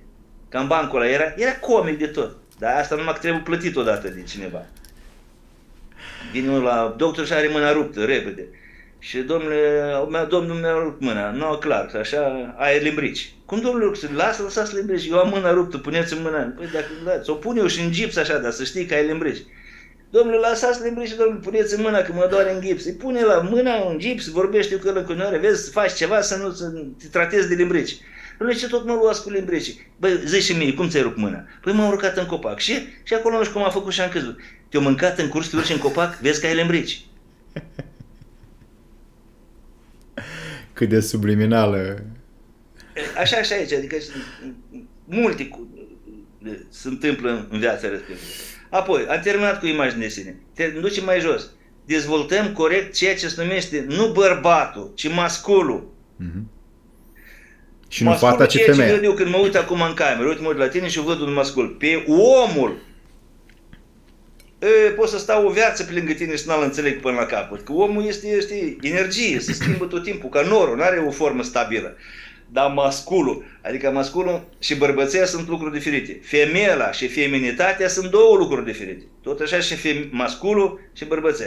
Masculul înseamnă că învață să vânezi. Trebuie să ai o doză de agresivitate. Nu te poți descurca în viața asta dacă nu ești mascul. Dacă ești ultimul în haită, o să depinzi de tot ceilalți lupi, dacă îți dau de mâncare, dacă nu îți dau de mâncare, dacă te protejează sau dacă nu. Dar de dorit este ca tu să nu fii ultimul în haită. Măcar dacă nu ești masculul alfa, șeful, liderul haitei, atunci măcar ești în gașca ta de prieteni pe la mijloc pe undeva. Dar știi că ești ce? Ai o doză, o capacitate de a-ți apăra teritoriul mental, teritoriul fizic, bunurile sufletești, valorile, bunurile materiale, cum ar fi soția, familia și copilul și nu știu ce, adică poți să te lupți pentru asta. Nu vorbesc de violență, vorbesc de agresivitate sportivă. Să știi să lupți puțin pentru asta. Nu la prima să urât cineva la tine și gata, nene, vă dau și nevasta și copilul, luați, numai nu mă bateți. Ăla poate nici nu a avut de gând să te bată vreodată, numai te-a amenințat așa puțin cu nu știu ce, cu pușcăria, cu procurorul, cu nu știu ce dat. Ai trădat și pe tine și pe măta și pe tot. Adică învață să fii mai rezistent, ca mascul. Învață să-ți marchezi un teritoriu. Când cineva, uite, tu ești inginer, când vine cineva și îți bate joc de ingineria ta, pocnește-l psihologic, adică, bă, termină cu prostiile, adică eu sunt inginer și tu mă înveți tu pe mine, palacule, nu știi să citești bine încă, cam cum e cu ingineria, cum se întâmplă astăzi, de exemplu, știi? Ei în școală nu au învățat istoria care au învățat-o tu, bazate pe cele fapte. Ei n-au învățat în general nimic. Și acum el vine, unul care are 18 ani, să te învețe cum e la Revoluție. Băi, copiii termină, eu am fost acolo, ăla au fost rănit acolo, au fost în fața locului. Îmi spui tu mie cum a fost. Dar el așa a învățat în carte și să-ți ceartă cu taică despre Revoluție și Ceaușescu. Că voi ați trăit nasol, băi, nu am trăit o perioadă, nu știu cum nasol sau nu. Dar eu, de cât mi-aduc aminte, nu a fost, decât în curând o să fie mai rău ca la Ceaușescu. Din punct de vedere al cui? Al propagandei și din punct de vedere al cenzurii. În curând, mai rău o să fie.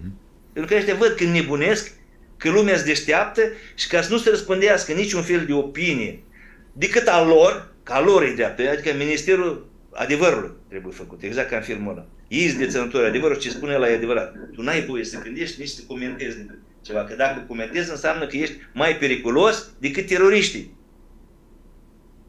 Așa și-au anunțat deja, oficial. Adică să țină pe oameni, nu poți să ai altă opinie decât aia lor și pe ea să o răspândești, da, domnule, discuți așa pe tema asta steril, ca și cum ești de acord, dar dacă nu spui nimic. Păi da, pe vremea lui Ceaușescu nu era așa ceva, că, bă, domnule, dacă vorbeam la bucătărie să ne aude vecinul, nu pățeam nimic. Nu ne închidea nici Facebook-ul, nici cardul, nici contul în bancă. Deci, ultimele faze, agonia respectivă, să trăim timpuri, o să te îngrozești, adică nu a fost niciodată, nici pe vremea lui Stalin așa ceva nu a fost.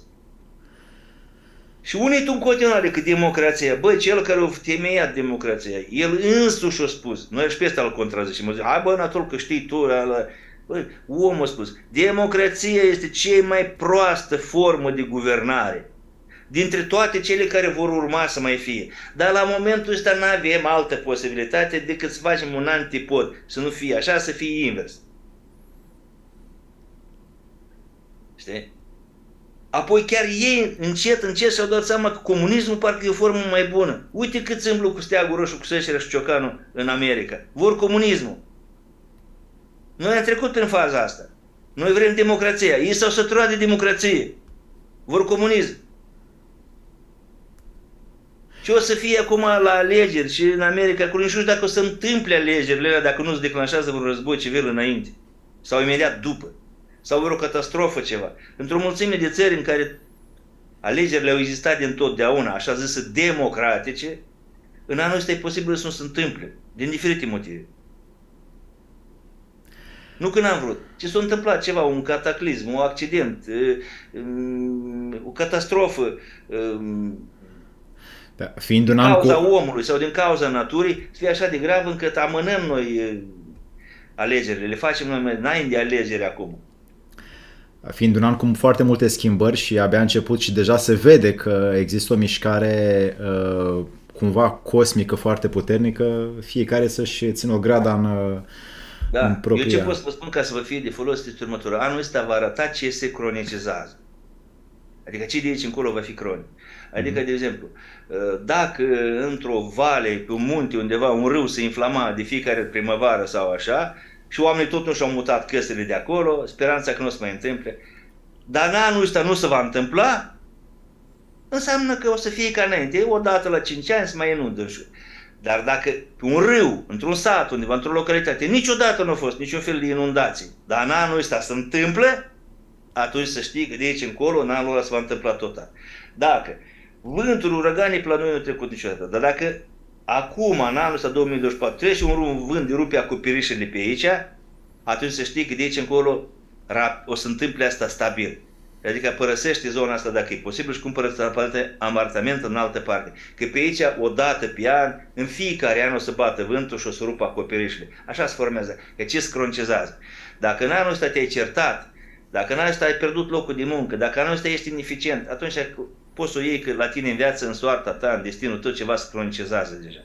Nu-i de ieri, nu-i de azi, dar deja scroncizează. De aici încolo nu te mai aștepta. Dacă până acum, în 2024, inclusiv 2024, nu ai reușit să te descurci să faci niște bani, ești lipsit de bani cronic, de exemplu. Dacă în anul ăsta ai învățat să faci niște bani, pe lângă faptul că aștepți ca statul să-ți dă pensie, înseamnă că chestia asta scroncizează. De aici încolo îți devii cronic capabil de a face bani.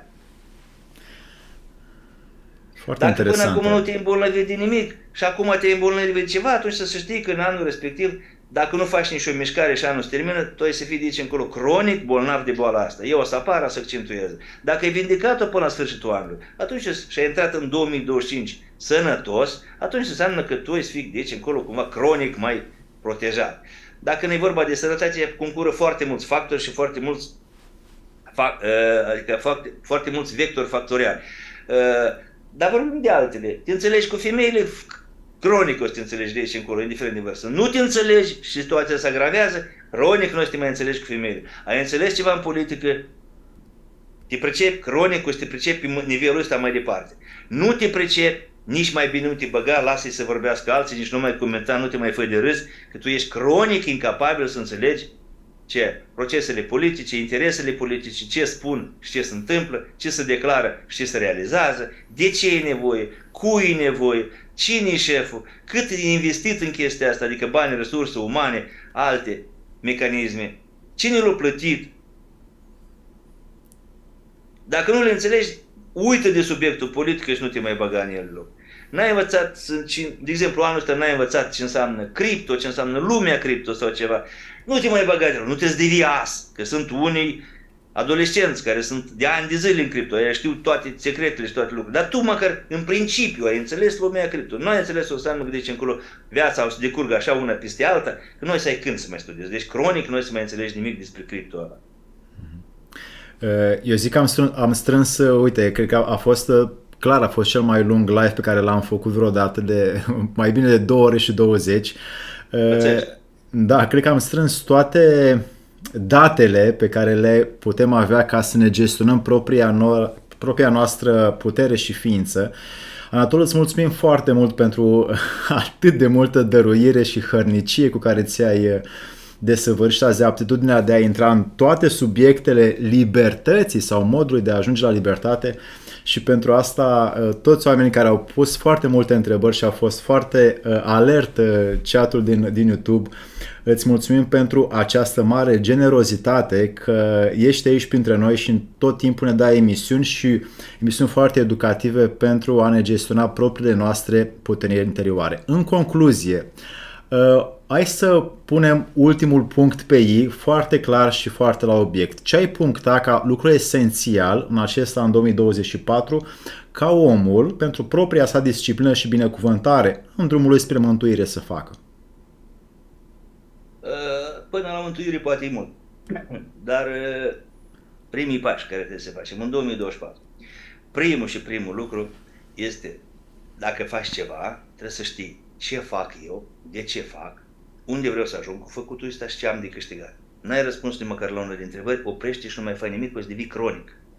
Adică o să cronicizezi în destinul tău o etapă, o eroare, o greșeală și o să suferi mai departe. Deci noi, nu că vrei sau nu vrei, pur și simplu, uite, viața așa, formă peste formă, strat peste strat, se întâmplă să leagă între ele într-o așa, o formă că tu nu ai mai când să rezolvi problema asta.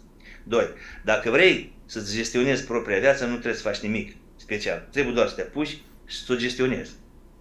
Nu știi cunoștință, atunci mintea singură o să te ducă ce cunoștință ai tu nevoie, ce informație ai nevoie din moment ce ai în față un obiectiv. îmi gestionez viața, îmi iau viața în mână, ăștia vor țara înapoi, tu îți vei viața înapoi, ți iei sufletul înapoi, ți iei mintea înapoi, a ta, nu a lor. Nu gândești prin prisma doctrinii lor sau propagandei, oricare ar fi. Gândești prin prisma ta. Că dacă tu gândești la binele tău și eu gândesc la binele meu și fiecare la binele nostru, noi o să găsim modalități să realizăm acele bunuri ale noastre. Și ne-am luat viața înapoi, fiecare. Dar dacă tu te gândești la binele lui altul, tu pe al tău nu știi să-l realizezi, dar te gândești la binele altuia, o să-i încurci lui ăla și ție nu o să-ți faci mare șmecherie în viață. Dar timpul trece.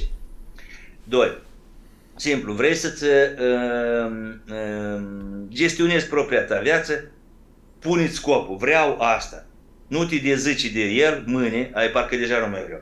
Dar e greu, dar eu am crezut că eu nu știu cum, dar mai bine mă duc la Anatol și îmi rezolve toate problemele. Nu îți rezolvă Anatol, n-are cum. Anatol îți dă numai instrucțiunea specializată sau strict pentru tine, strict pentru modelul tău matematic. Pentru tine, exact pe ce, al tău, personal. Softul tău ți-l prezint și arăt pe ce butoane îți folosești și când trebuie să-l închizi programul ăla, cum ți-l folosești. Dar nu poți să dorm în locul tău, nu poți să iubesc în locul tău, nu poți să fac sex în locul tău, nu poți să mănânc în locul tău, nu poți să nu mă enervez în locul tău și nu poți să-i ascult pe toți nebunii care vorbesc tot felul de chestii, mai ales pe la televizor. Televizorul a devenit o boală în casă, mai bine oprește-l, ascultă concerte, ascultă ceva frumos. Uite-te la un film documentar, că ăla n-are el noțiuni propagandistice. El arată, nu știu, viața animalelor. Mai bine, mai mult o să înveți de acolo și dacă îți prinzi prin chip și asemănare, o să înveți și tu ce ai de făcut. Viața e dură. N-am compus-o eu. Legile vieții sunt foarte dure. Supraviețuiește cel mai puternic sau cel mai adaptat. Cel mai puternic nu înseamnă. Uneori cel mai puternic înseamnă asta. Nu știu eu cel mai puternic, dar l-am prieten pe unul care e puternic așa. De cele mai multe ori cel mai puternic înseamnă aici. Și dacă nu mă pricep eu, am pe unul care se pricepe mai bine ca mine. Iar când în altă dată, când îi supraviețuiește cel mai puternic, înseamnă cel mai rapid pistolar, aici mă descurc. Sau cel care trage mai bine cu Kalashnikov, la asta mă descurc. Să sperăm că nu o să fie cazul. Totdeauna sperăm, speranța moare, ultima așa trebuie să fie, evident că asta ne dorim și poate să nu fie chestia asta, depinde cum ne vom administra ce fiecare pe noi. Că dacă noi nici nu vorbim, dar în interiorul nostru îi urâm, de exemplu, pe unguri, să zicem așa, uite, nu vorbim, nu se vede, dar nu avem chestia asta. Energia ta cu a mea, cu a ta, cu al altul, cu altul 100, cu altul milion, se adună, se creează forme gând, se creează mecanisme și nici nu vezi cum odată intrăm într-o luptă cu ei sângeroasă, deși până atunci tacit nimeni, știi, political corect, și a izbucnit. Odată se întâmplă. Deci asta depinde de ce nu trăim noi interior încă, depinde de cum construim noi propria noastră realitate, pentru că ea ne atrage exact într-o lume în care numai ție ți se întâmplă ceva, pentru că numai tu ești în sectorul ăla mental. Adică numai tu ai investit minte, energie în sectorul ăla mental și tu îți trăiești realitatea aia. Adică dacă te temi de hoți sau așa gândești, băi, tu nu știu cum, dar tu să-i găsești pe hoții aia și ei pe tine. Eu dacă vin în București, eu vreau să-i caut, nu-i găsesc. Eu unde mă duc, pentru mine, oriunde mă duc, eu mă duc totdeauna în orașe frumoasă, cu oameni minunați. Și nu știu când cred, eu apar pe acolo, cred că ăștia nebuni și nu știu cum cred că 100 de metri înainte sunt un fel de miros, ceva nu le miroase bine, îi sferesc, eu nu-i văd. Adică ei nu sunt pe acele cărări pe unde sunt eu, nu-i văd. Pentru mine orașul, orice oraș, e oraș minunat. Oricât de mare sau mic. Dar dacă mă duc și urăsc pe polițiști, am un prieten de felul ăsta, atunci am râs. Deja mi-era rușine, deja mă temeam de el să mă bată. Adică de la Oradea până la Praga, l-a oprit de vreo 9 ori, dar el îi urăște visceral pe polițiști. Ce ușor se leagă lucrurile. Adică deja când vedeam polițistul la jumate, la 200-300 de metri și îl vedeam deja, ne-am râs și îl oprea. De unde ai știut că mă oprește? De unde ai știut că, știi? Nu, tu faci ceva, din cauza ta mă oprește. Dar să știi că o să facem o emisiune despre partea asta telepatică, pentru că până acum n-am intrat prea adânc, deși sunt mulți oameni care vor să afle cum o să lucrăm cu asta. Și ultimul rând, și cu asta vreau să oprim, te rog, așa, ca să încheiem într-un regim de drum spre sfințenie, pentru că se poate. Atât. Așa. Cam care ar fi direcția? direcția este simplă. Este a ta proprie, nu te lua după turmă. În rarele cazuri se întâmplă în istorie să mergi odată cu turma în aceeași direcție și să câștigi. Dă-te într-o parte, vezi ce face turma. Nu te duce după turmă niciodată. A merge după turmă înseamnă a merge după mulțime. Mulțimea, orice mulțime, ca și orice popor, este mediocru. Te duci cu mediocritatea. O să câștigi ceva mediocru. Te duci niciodată cu mulțimea. Stai și gândește tu. Îți convine să mergi cu mulțimea. Atunci mergi cu mulțimea și fii liderul lor. Nu-ți convine. Nu e interesul tău. Ce fac, de ce fac, unde vreau să ajung și ce vreau să câștig, ce am de câștigat. Dă-te într-o parte și mergi în direcție poate opusă. Nu asculta mulțimea. Rare ori se întâmplă când mulțimea știe să-și apere interesele și merge într-o direcție bună. Și asta se întâmplă numai din cauza când ascuns sau pe față există un lider care le dă, spunem așa, indicații ce are de făcut, în ce direcție să meargă, cam cât de tare să apasă. Turma în sine fără cioban nu se descurcă și fără câine de pază. Gândește personal, în orice situație a vieții ai fi, trebuie să ai niște interese. Interesele pot fi conștiente sau inconștiente, dar trebuie să-ți dai seama, eu de fapt ce vreau. Vreau să mă intră cu ea, chiar vreau să mă bat cu ea din tabăra elaltă. Îți place ție așa să te bați? Chiar ai tu un interes așa? Dar poate îți dă cu piatră în cap.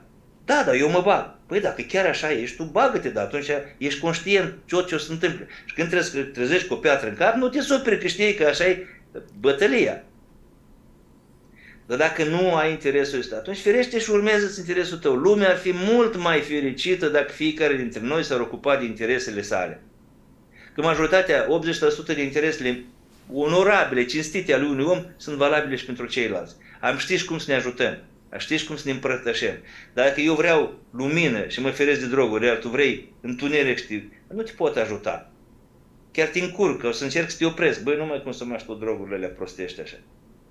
Dar majoritatea oamenilor, 80% din oameni, 20% sunt devianți, totdeauna este și raportul de 90 la 10, este și raportul de 20 la 80. Dorințele, durerile, plăcerile, iubirile, la toți oamenii, 80% sunt cam la fel.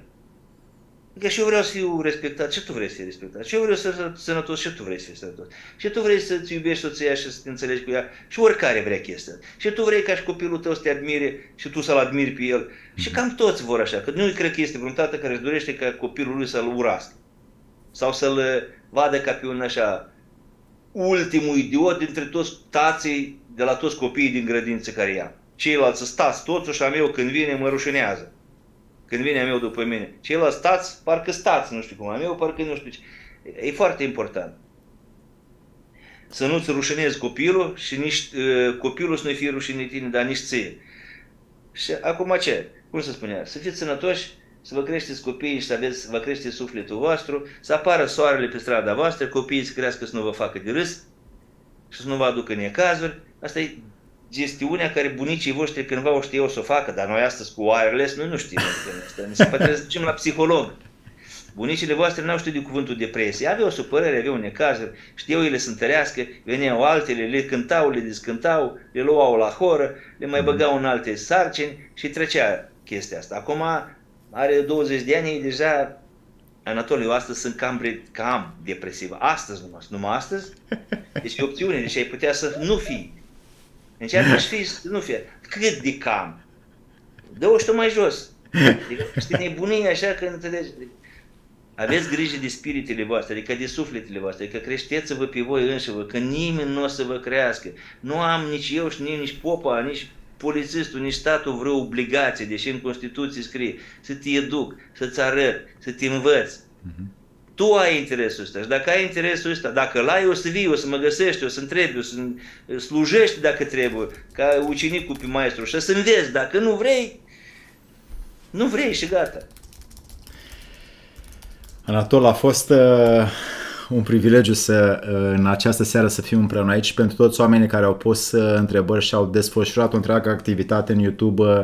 De asemenea, așa cu mâna pe inimă, mulțumim foarte mult că ați integrat o mică sau mare parte din aceste prețioase date pe care Anatol le-a oferit. O să începem și o serie de emisiuni în primăvara asta cu Anatol despre lucrurile acestea și telepatice și visele conștiente și o să intrăm și în partea asta interioară mult mai profund. Anatol, mulțumim foarte mult pentru darul și hărnicia ta și să ne vedem cu bine. Dragi prieteni, mulțumim, noapte bună! Noapte bună!